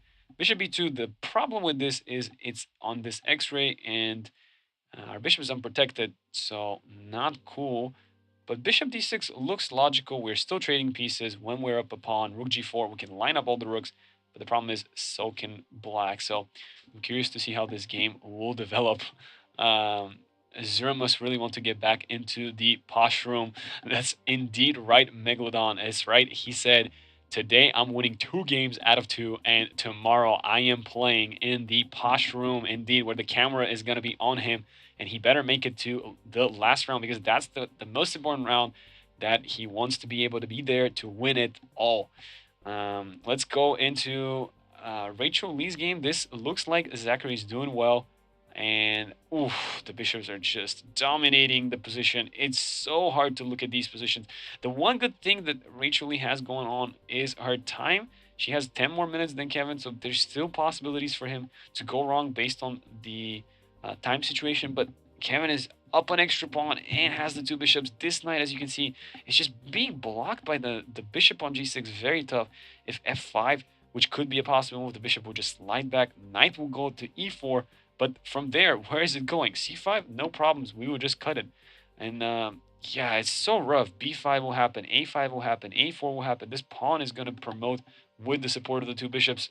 It is looking very, very sad. As you can see, the engine just saying this is completely winning for black.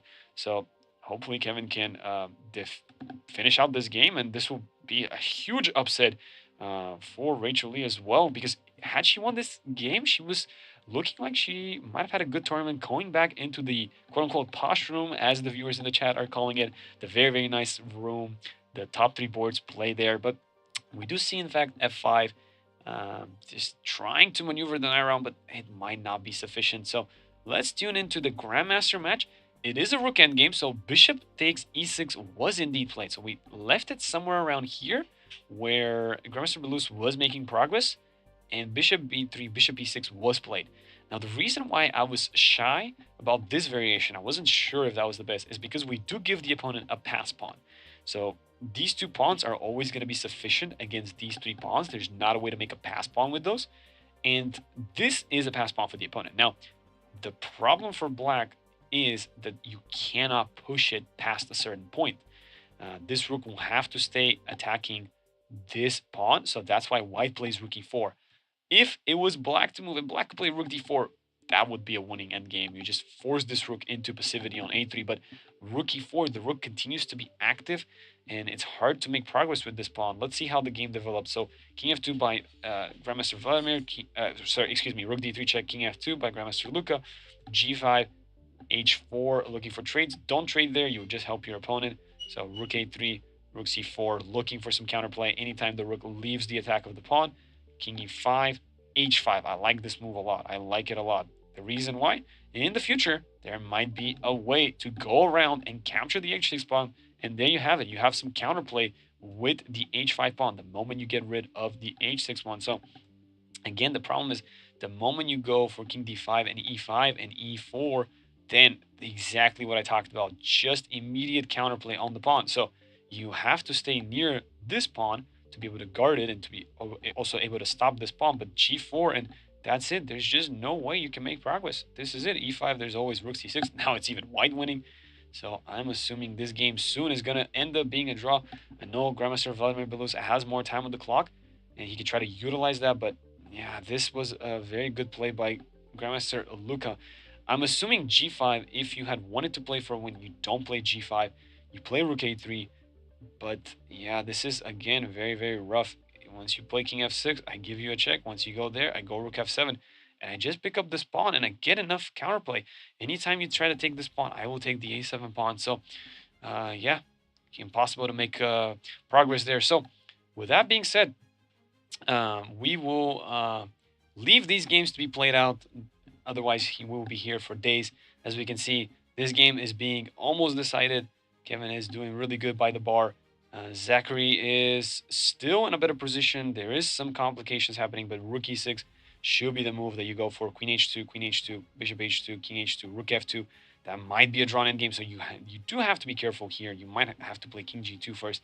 Still be an extra pawn up, but a little bit less of an advantage than before. So still have to be precise there. Aaron is putting on a good defensive battle with his last move, queen h6, hoping that Zachary falls for this rook takes e6, but rook h3 is the top move by the engine. And let's see, I'm assuming that Zachary is going to find it. The Grandmaster match is looking like it's going to be a draw. So with all that being said, I think we will see you all tomorrow. We're going to tune in once again to show you the top three boards, all the action that happened there. And we will leave those games to be played out. Again, with this broadcast, our focus is on the top three boards. And today we had some amazing clashes. We had Grandmaster Gergely Cantor with the black pieces playing against International Master Eric Liu.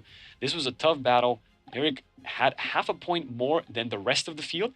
And if he had lost, it would have been terrible for him to try to potentially get a Grandmaster or even win the tournament. So good for him. He was able to make a draw after the draw for Grandmaster Gergely Cantor, and second board there was a quick draw between Grandmaster Nuris and Grandmaster Fidel.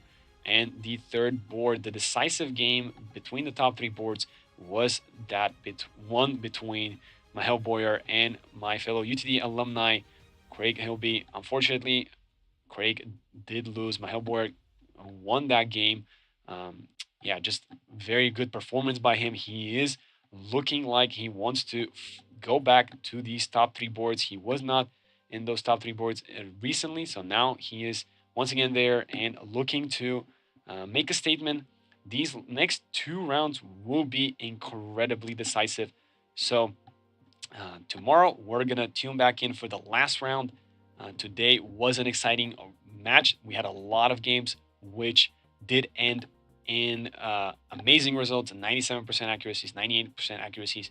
But that's it. That's what we call professional chess. And once again, we'll see who is going to be able to win. Just because you're able to play one game with 97% or 98% accuracy does not mean that you're good enough to win the tournament.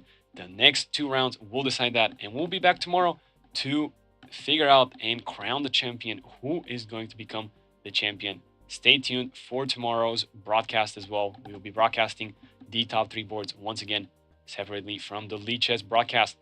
Thank you all for tuning in, and I hope you have a wonderful evening, day, afternoon, whatever time of the day it is for you. Thank you. See you tomorrow.